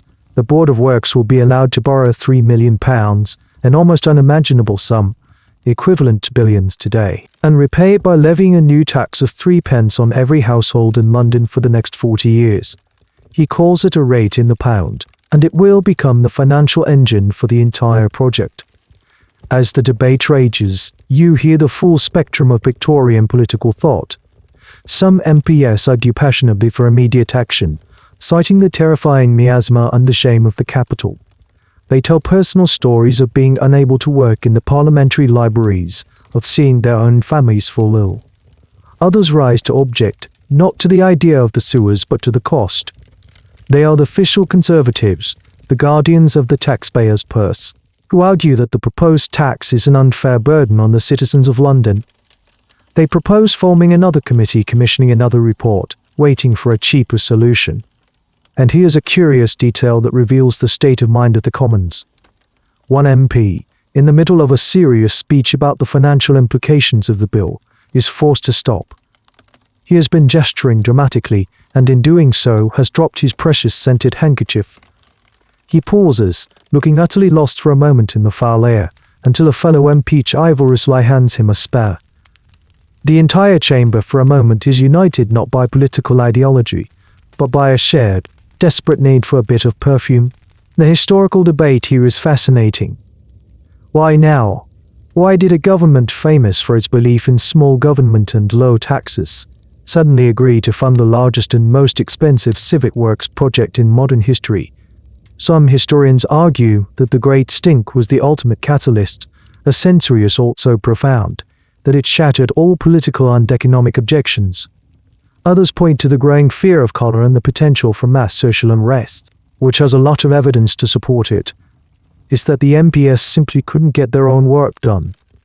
The stink was a direct attack on the functioning of the state. They weren't just saving the city, they were saving their own ability to govern. Disraeli, in a moment of rhetorical genius, ends the debate by framing the issue not as one of sanitation, but of national pride. He speaks of the honor of the metropolis and the reputation of the country. He effectively turns a sewage problem into a patriotic duty. How can Britain claim to rule the world, he implies, if it cannot even manage the sewage in its own capital? His argument, combined with the overpowering stench wafting in from the river, is brutally effective. The opposition crumbles. The penny pinchers are silenced. The usual glacial pace of British lawmaking is about to be shattered by sheer, nauseated desperation. The vote is called. The bill is about to pass, not with a reluctant crawl, but with a panicked headlong rush. The moment the debate concludes, the atmosphere in Parliament shifts from one of weary resignation to one of frantic, almost hysterical haste. The usual, ponderous machinery of British lawmaking is thrown into high gear, a process that would normally take months, or even years of committees, readings, and amendments is compressed into a matter of days. The Great Stink has done what no political crisis, war or revolution had ever managed to do. It made the British government move fast. You are witnessing a legislative miracle. The bill, formerly titled the Metropolis Local Management Amendment Act, is bulldozed through the political process with a speed that is utterly unprecedented. It passes its first reading, its second goes through its final reading in the House of Commons in a blur of activity. There is no time for the usual political games, the backroom deals, the filibustering. The stink is the ultimate enforcer of party discipline. A silent, foul-smelling whip cracking over the heads of the MPs.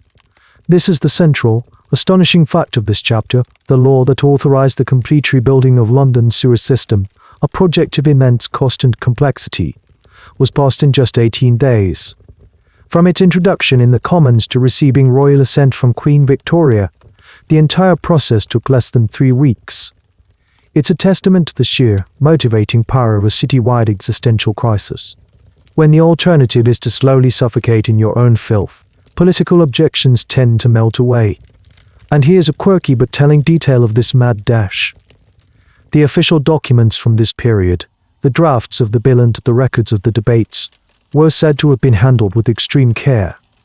Clerks and scribes complained that the foul air from the river was so pervasive and greasy that it seemed to be staining the paper, leaving a faint, brownish residue on the very laws they were writing. The Act of Parliament that would save the city was itself, in a way, physically contaminated by the problem it was designed to solve. The bill then moves to the House of Lords, the upper chamber of Parliament, for their approval. Here, among the elderly, aristocratic peers, you might expect a more cautious, traditionalist opposition, but you find none. The Lords are, if anything, even more miserable than the Commons. Their magnificent debating chamber, with its red leather benches and gilded throne, is just as foul-smelling. They passed the bill with even greater speed, their noble pronouncements punctuated by coughs and grimaces. Historians still marvel at this legislative sprint. What does it tell us about the Victorian state? Some argue it shows the surprising flexibility and pragmatism that lay beneath the rigid, formal exterior of British politics. When faced with a true emergency, the system could adapt and act decisively.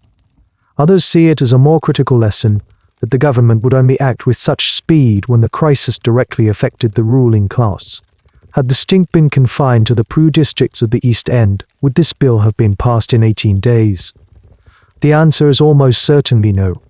It was a remarkable moment of political efficiency, but one driven by the most selfish of motives, the desire for a breath of fresh, clean air in the corridors of power.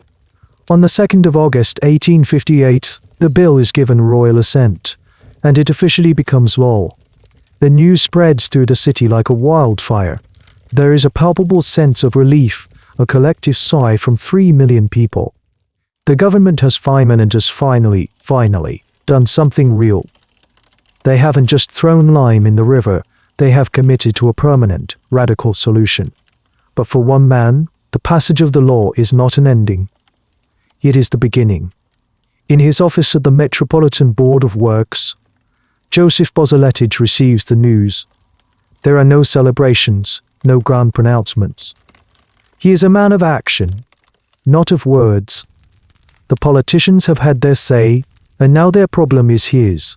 He has been given the authority, the legal power, and access to a vast treasury. He can now turn the intricate lines on his maps into tunnels of brick and rivers of iron, and the monumental task of building a new underworld now rests squarely on his quiet, determined shoulders. The real work is about to begin. The ink is barely dry on the new Act of Parliament. The City of London is still gasping in the summer heat, though the worst of the stink has begun to subside as the weather cools. For most Londoners, the crisis is over his job description. He has been handed a mandate, a mountain of money, and a problem of almost unimaginable scale. The age of debate is over. The age of engineering has begun. You are back in his office, but the atmosphere has changed. The quiet, academic space is now a humming nerve center, a military command post in the war against waste. The maps are unrolled on every available surface, pinned to the walls, weighted down with books. Teams of draftsmen and surveyors are bent over tables, their pens scratching, making the fine-tuned calculations that will translate Bazalgette's grand vision into a workable blueprint. This is the moment he gets the keys to the kingdom, or rather, the keys to the underworld. The new law gives the Metropolitan Board of Works, and by extension its chief engineer, sweeping new powers. Bazalgette is now in charge. He can hire the thousands of workers he needs. He can purchase the vast quantities of materials, the millions of bricks, the tons of iron, the barrels of cement.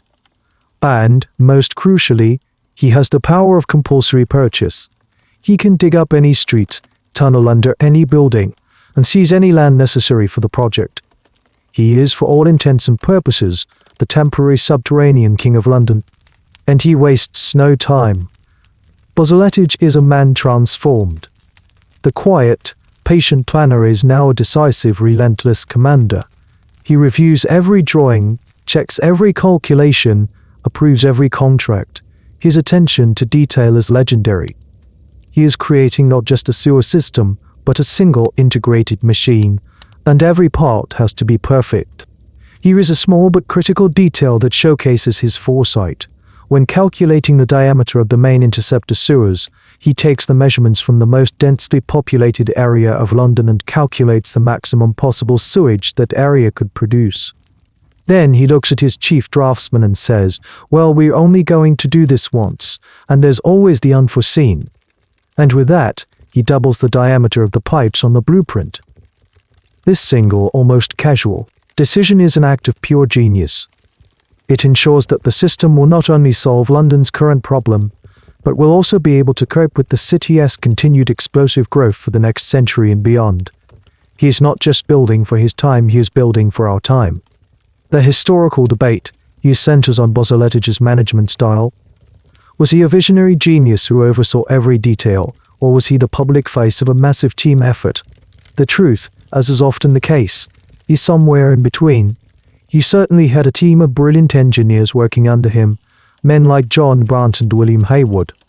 But by all accounts, Bazalgette was the driving force. He was a master of delegation, but he had an encyclopedic entire project.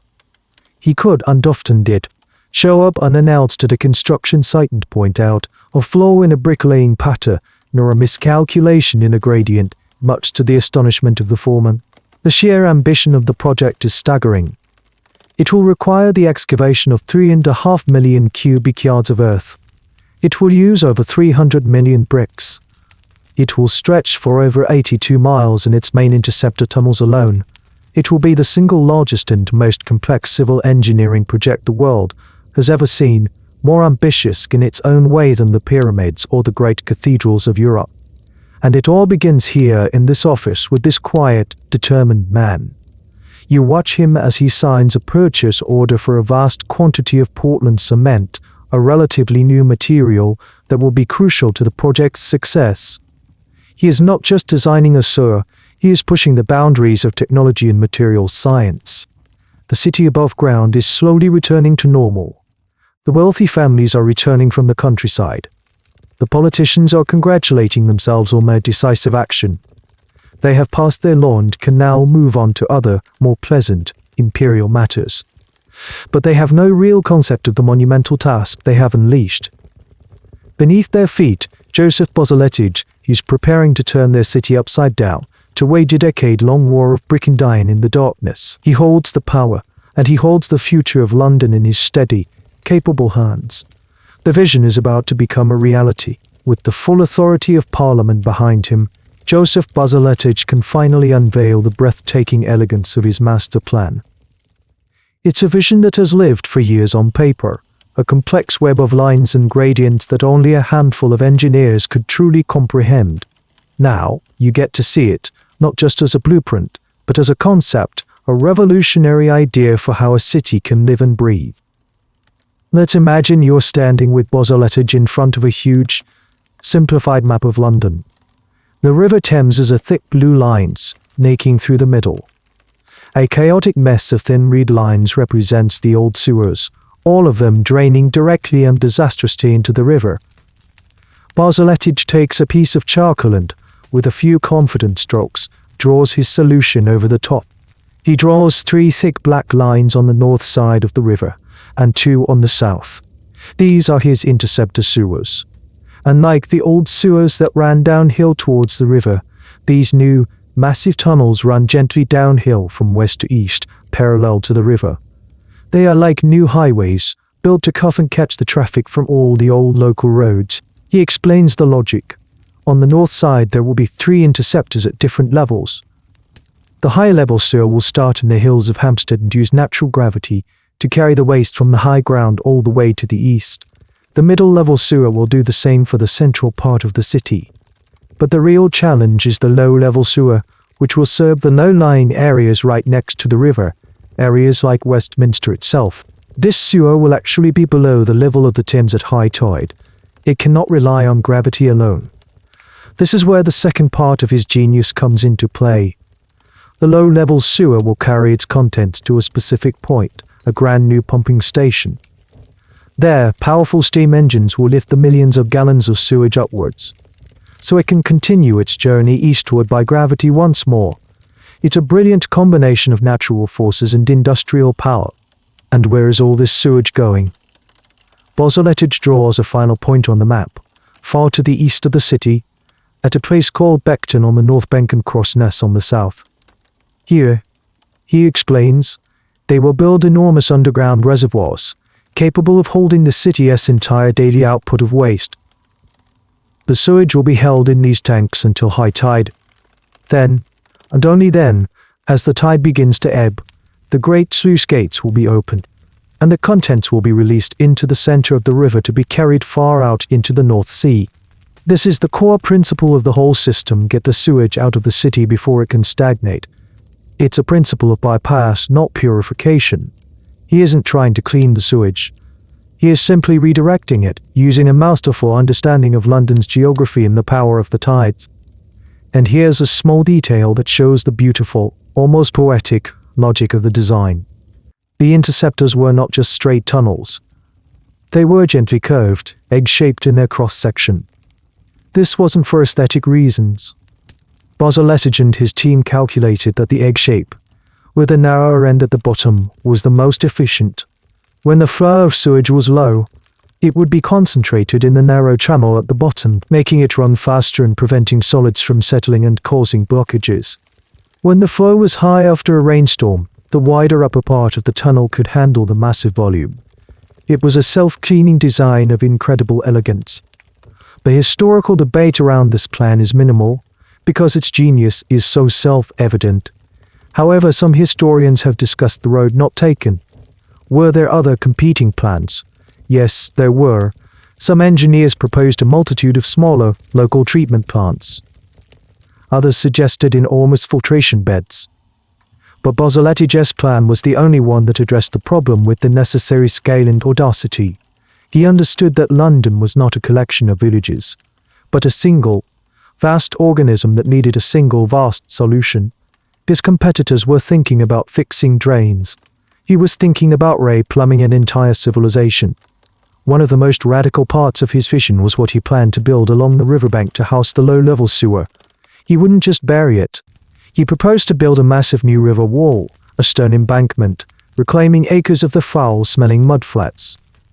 Inside this new embankment, He would run the sewer, but on top of it, he would build a new road and plant beautiful public gardens. He was going to hide the ugliest part of his system inside a beautiful new piece of public space. He wasn't just solving a sanitation crisis, he was reshaping the very face of the city. As you look at the map, with his charcoal lines drawn over it, you see the breathtaking scope of it all. It's a new circulatory system for the city, a hidden world of tunnels and engines designed to carry away the waste and allow the city above to heal. The vision is clear, the plan is approved, the money is secured. Now comes the hard part, digging. The vision on the map is one of elegant lines and clean solutions. The reality on the ground is a decade of controlled, cacophonous, and utterly filthy chaos. With the plans finalized, the contracts signed, and the money flowing, London is about to become the largest and loudest construction site on the planet. Joseph Bazalgette is no longer just an engineer. He is the general of a vast, subterranean army. You are standing on a major London street, perhaps the Strand or Oxford Street, but it is almost unrecognizable. A huge trench, 20 feet wide and 30 feet deep, runs down the middle of the road.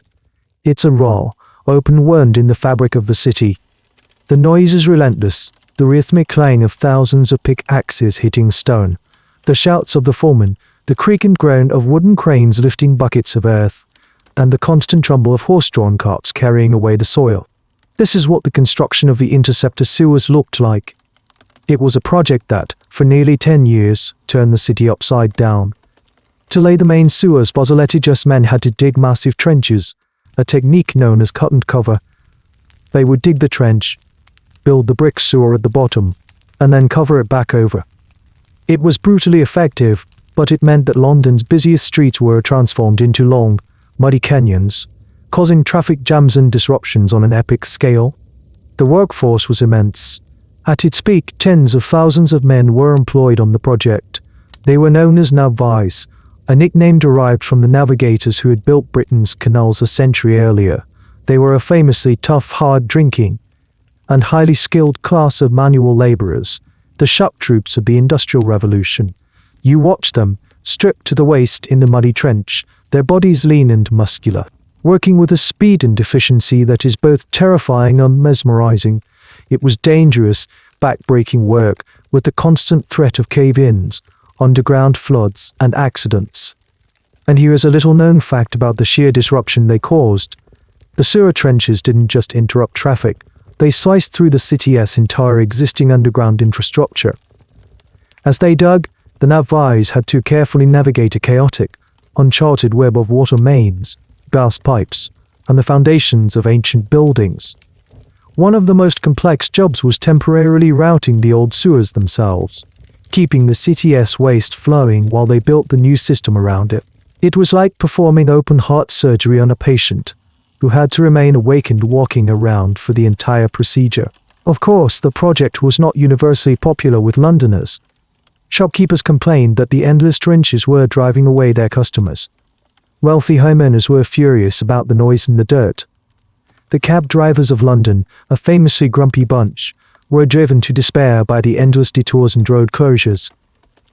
Bazalgette's office was flooded with thousands of letters of complaint, which he answered with his usual calm, methodical politeness, while refusing to compromise on the engineering necessities of his work. The historical debate here concerns the human cost of the project. While Bazalgette's sewers would go on to save countless lives, the construction process itself was perilous. Official records of accidents were not meticulously kept, but historians have pieced together evidence from newspaper reports and coroner's inquests.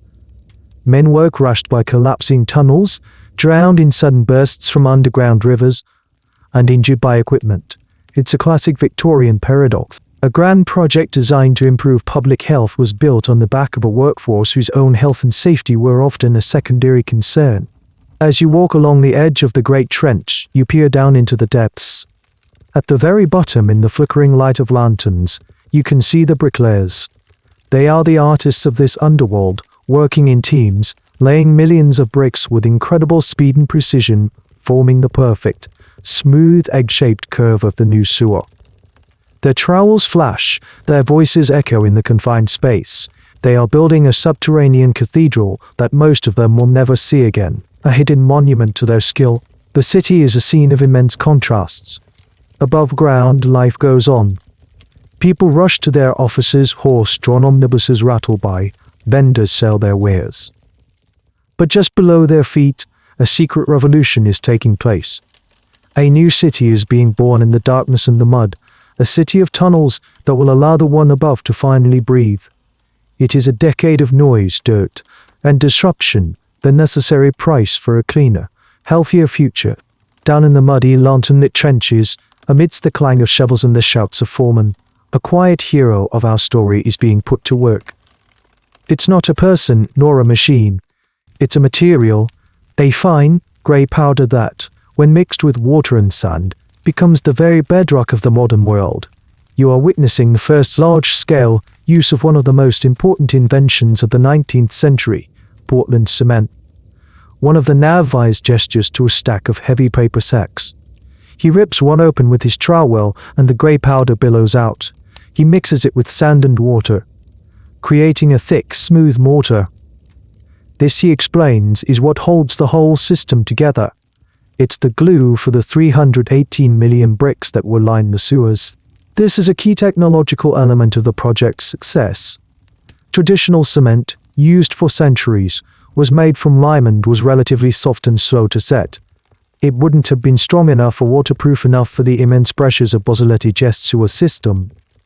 But in 1824, an English bricklayer named Joseph Aspd had invented something new.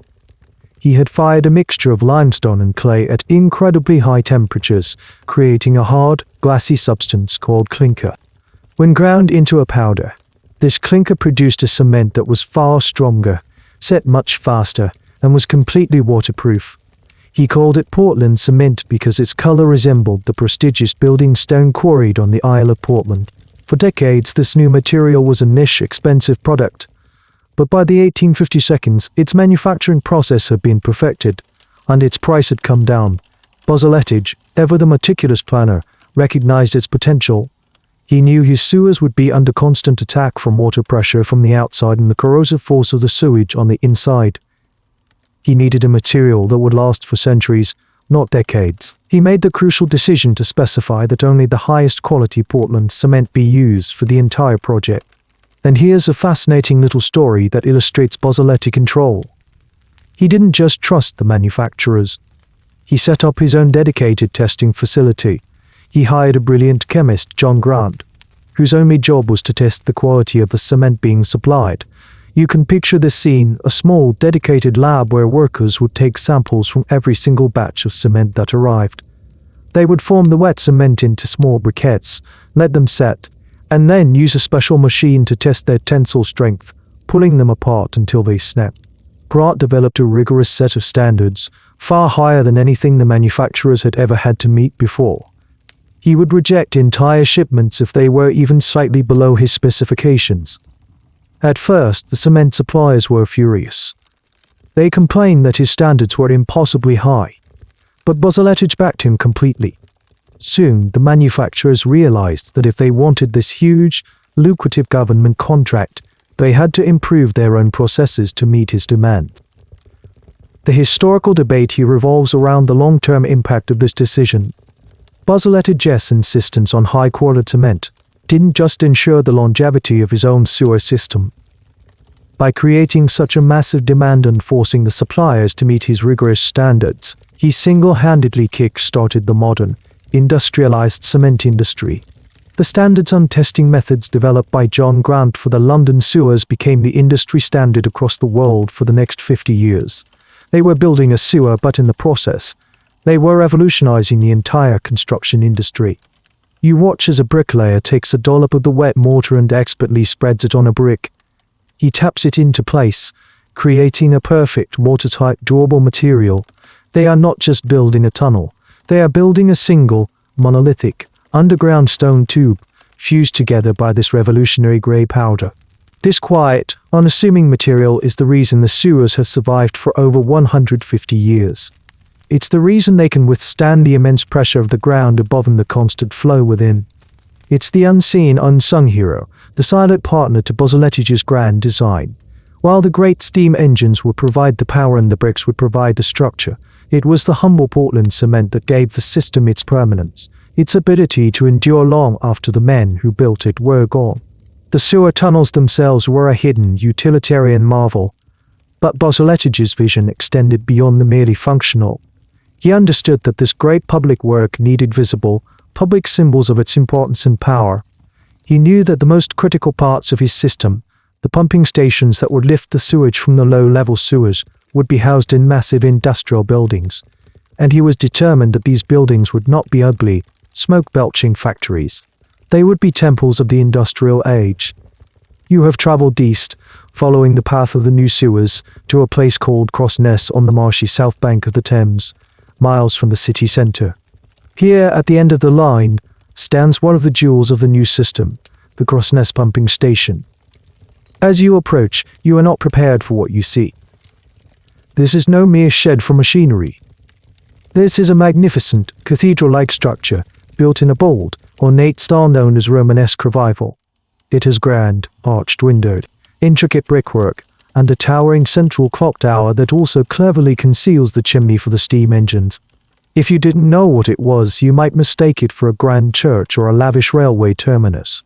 And that was precisely Bazalgette's intention.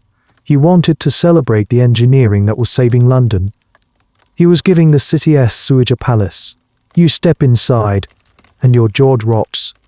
The interior is even more astonishing.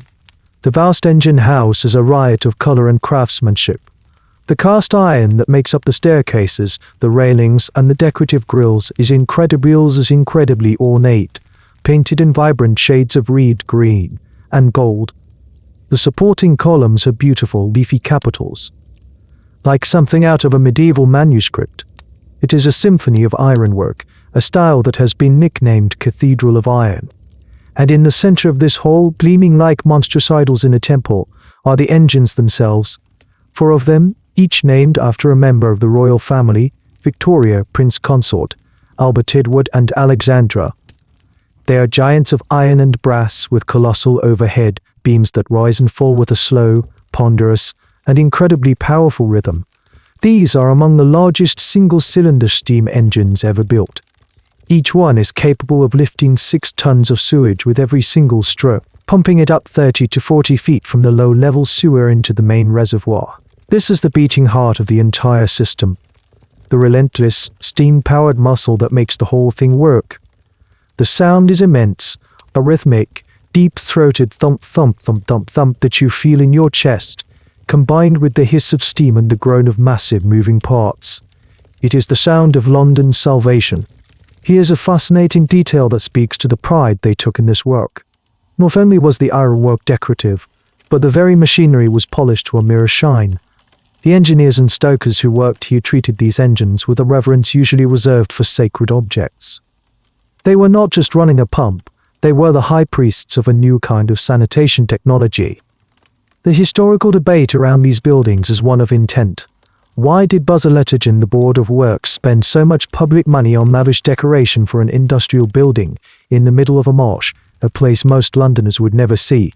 Some historians argue it was pure Victorian pride, a desire to show off the scale and importance of their achievement. Others suggest a more political motive, by making the pumping stations so grand and beautiful. They were justifying the immense cost of the project to the taxpayers. They were creating visible, impressive monuments that made people feel they were getting value for their money. It was a brilliant piece of public relations, built in brick and iron. Similar, though slightly less grand, pumping stations were built at other key points in the system, like Abbey Mills in Stratford, which became known as the Cathedral of Sewage, and another at Chelsea on the new embankment. Each one was a public statement of civic pride and engineering prowess. You stand on a high iron gantry, looking down at the magnificent, rhythmic dance of the great engines. Below your feet, in the deep, dark wells, the collected filth of half a city is being lifted, quietly and efficiently. Bazalgette has taken the most foul and unpleasant aspect of urban life and housed it in a palace of exquisite beauty. He has turned sewage into a spectacle, and a pumping station into a work of art. The system is almost complete. The moment of truth is approaching. The year is now 1865. The construction has been going on for 7 grueling years. Miles of tunnels have been dug, millions of bricks have been laid, and the magnificent pumping stations stand ready, their steam engines polished and waiting. The city, though still crisscrossed with trenches and building sites, is buzzing with anticipation. The great experiment is about to be put to the test. You are standing on the Victoria Embankment, the grand new riverside road and parkland that Bazalgette has built on reclaimed land to house the low-level sewer. The change is breathtaking. Just a few years ago, this was a foul, sloping mudflat, steaming in the sun. Now it is a wide, elegant promenade, lined with newly planted trees and ornate, dolphin-themed lampposts. It has completely transformed the face of the river. But the real transformation is about to happen beneath the surface. Over the past few weeks, in a carefully coordinated sequence, engineers have been opening the connections, diverting the flow from the old, crumbling sewers into Bazalgette's new, gleaming interceptors. The culmination of all this work is a grand opening ceremony, right here at Crossness, the magnificent pumping station you visited earlier. It's a major state occasion. You are part of a crowd of dignitaries, politicians, and engineers, all dressed in their finest clothes. They have arrived by a flotilla of decorated steamships. His Royal Highness Edward, the Prince of Wales, is here to officially inaugurate the system. The atmosphere is one of immense pride and self-congratulation. There are speeches, of course. The chairman of the Metropolitan Board of Works speaks of this great work, unparalleled in the history of the world. Joseph Bazalgette, ever the modest and reserved engineer, is called upon to say a few words. He simply unquietly thanks his team for their hard work and dedication. Then comes the moment of truth. The Prince of Wales is handed a ceremonial gilded wrench. He turns a large valve, and with a great hiss of steam, the giant engines, Victoria, Prince Consort, Albert Edward, and Alexandra, slowly begin to move. The colossal beams rise and fall, the massive flywheels begin to turn. A deep, powerful hum fills the cathedral of iron. Deep below, you can hear the gurgle and rush of millions of gallons of London sewage beginning its final journey. This is the central, triumphant moment of our story. The day the filth was officially diverted. The day London stopped poisoning its own river. And what was the effect on the Thames? It was not instantaneous, but it was dramatic. Within a few years, the river began to heal. The thick brown, opaque water slowly started to clear. The constant, overpowering stench, which had been the defining characteristic of the river for a generation, disappeared. It was replaced by the simple, clean smell of a tidal river. And here is a small, but wonderfully symbolic detail. In 1882, a letter was published in the Times, the same newspaper where Faraday had published his famous letter of disgust decades earlier. This new letter was from a fisherman, that he had been fishing from a boat near London Bridge and had caught a flounder and a smelt. Fish were returning to the centre of London for the first time in living memory. The river, once biologically dead, was slowly coming back to life. The historical debate here is a subtle one. Did the system work perfectly? Not quite. Bazalgette's plan to release the sewage on the ebb tide was sound, but he had underestimated the complexity of the tidal currents in the Thames estuary. Some of the sewage, instead of being washed out to sea, was washed back upriver on the next tide, creating a new pollution problem further downstream. This would lead decades later to the construction of some of the world's first major sewage treatment plants at the outfalls, a step Bazalgette himself had anticipated might one day be necessary. But this was a minor flaw in a system that was, by any measure, a staggering success. It had achieved its primary objective. It had cleaned the river, banished the stink, and in doing so, had made London a livable city again. As the ceremony at Crossness concludes and the dignitaries sail back to the city on a river that no longer stinks, they are celebrating a great victory over filth and smell. But they are completely unaware of the system's greatest, most miraculous, and entirely accidental triumph. They believe they have cured the city of a bad smell. In reality, they have just cured it of a deadly disease. The new sewer system is a resounding, celebrate stink is a fading, foul memory. The Thames is slowly returning to life. Joseph Bazalgette is hailed as a national hero, eventually receiving a knighthood for his services to the city. The project is praised as a triumph of Victorian engineering and civic pride, but the true, stunning legacy of this network of tunnels and pumps is something that almost no one at the time understood. Silent victory that would only become clear in the years that followed. You are back in the city, some years after the sewers have become fully operational. The year might be 1870th. London is still a crowded, noisy, and in many ways an unsanitary place. But something fundamental has changed. The great, terrifying cholera epidemics that had periodically swept through the city for decades, killing tens of thousands of people, have simply stopped. There is a small outbreak in the East End in 1866, a final, dying gasp of the old terror. But it is confined to an area that, for various reasons, had not yet been fully connected to Bazalgette's new system. Once that final connection is made, the disease vanishes from London. It does not return. The great cholera machine that was the River Thames has been switched off. This is the miraculous, unintended consequence of the Great Stink. By building his interceptor sewers, Bazalgette had, by complete and glorious accident, enacted the perfect cure for a disease whose method of transmission he and his contemporaries did not even believe in. He had built a monument to the miasma theory that, in practice, proved John Snow's waterborne theory with an almost mathematical certainty. Think back to Drive, Snow and his map of the Broad Street pump. His theory was simple: stop people from drinking water contaminated with sewage, and you will stop the spread of cholera. Bazalgette's system did exactly that, but on a city-wide, industrial scale. Before the new sewers, every water company in London drew its water directly from the Thames, or its were thick with raw sewage. Londoners were, in effect, drinking a diluted form of their own waste. The sewage was intercepted and sent far downriver. The water being drawn from the Thames by the water companies was, for the first time, largely free of the city's own fecal contamination. And here's a fascinating and rather tragic detail in this story of accidental triumph. Dr. John Snow never lived to see his theories vindicated.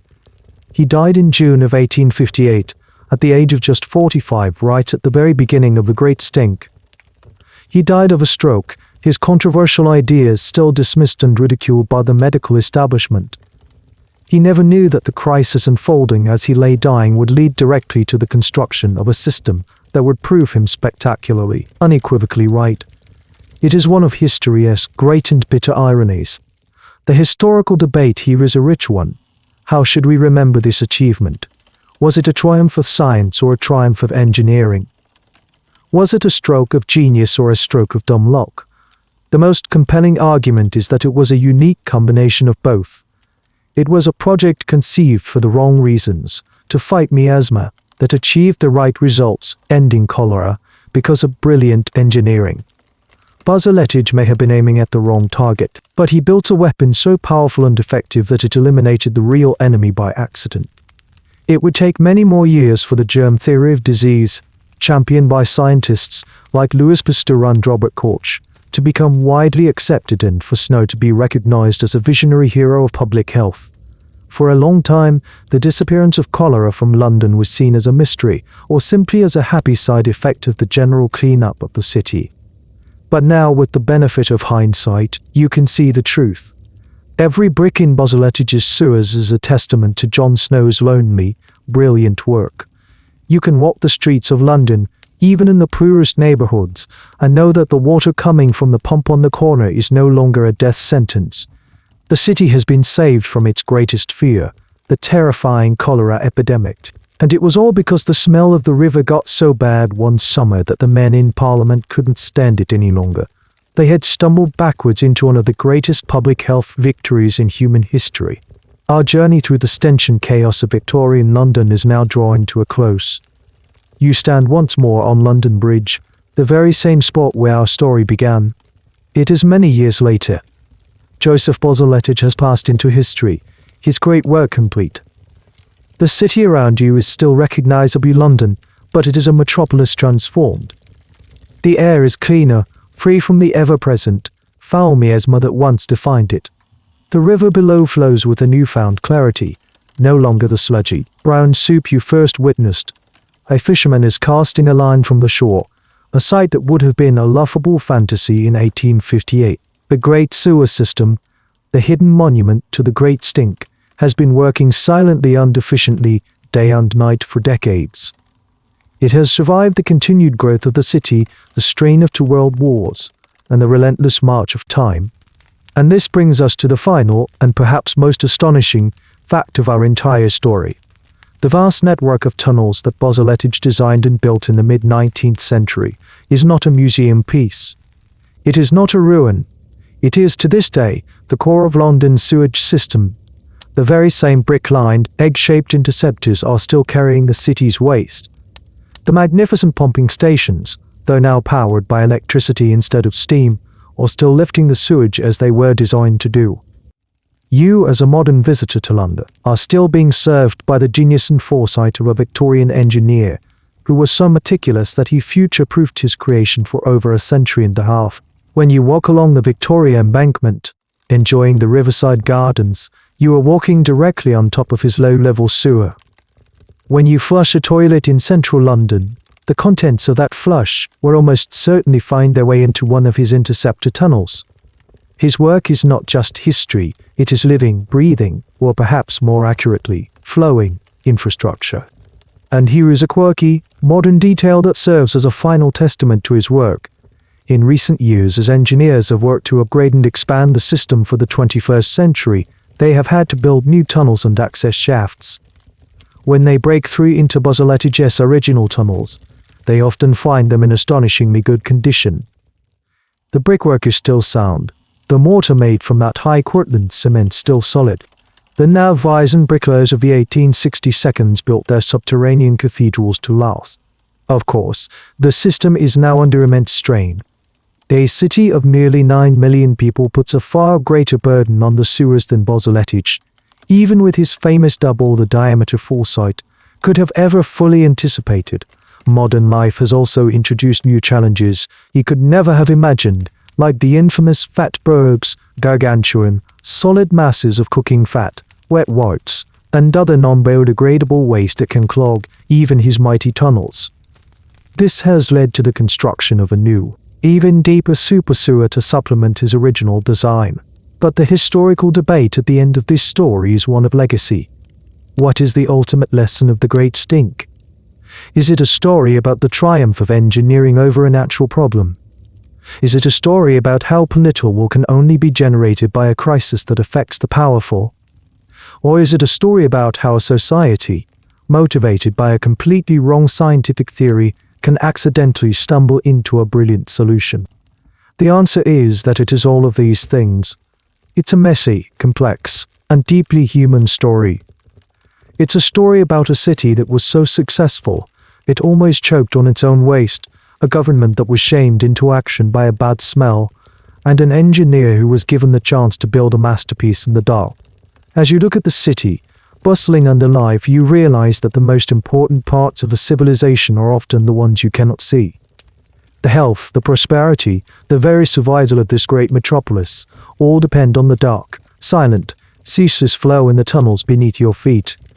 It is the enduring, unseen legacy of a single, unbearably hot summer, and the great, terrible, transformative stink it produced. And so the story of that long-ago summer, with its unbearable heat and its world-changing smell, begins to gently fade.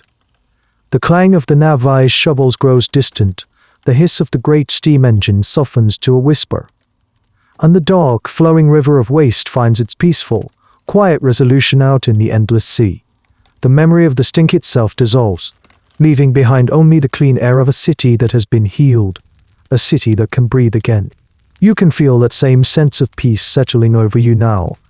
The frantic energy of the city, the grand dramas of politics and science, they all recede into the soft background of your awareness. What remains is the simple, powerful idea of a problem being solved, of a hidden, silent system working perfectly in the darkness, bringing safety and cleanliness to the millions who sleep above. It's a comforting thought, a feeling of order and care extending even into the deepest, unseen places. Allow that feeling of quiet, efficient order to soothe your mind. There is nothing left to figure out, nothing more to see. The work is done. The story is told. Our journey together tonight ends here, in this quiet place. Should you need another tale to accompany you further into rest, my library of stories is always open for you.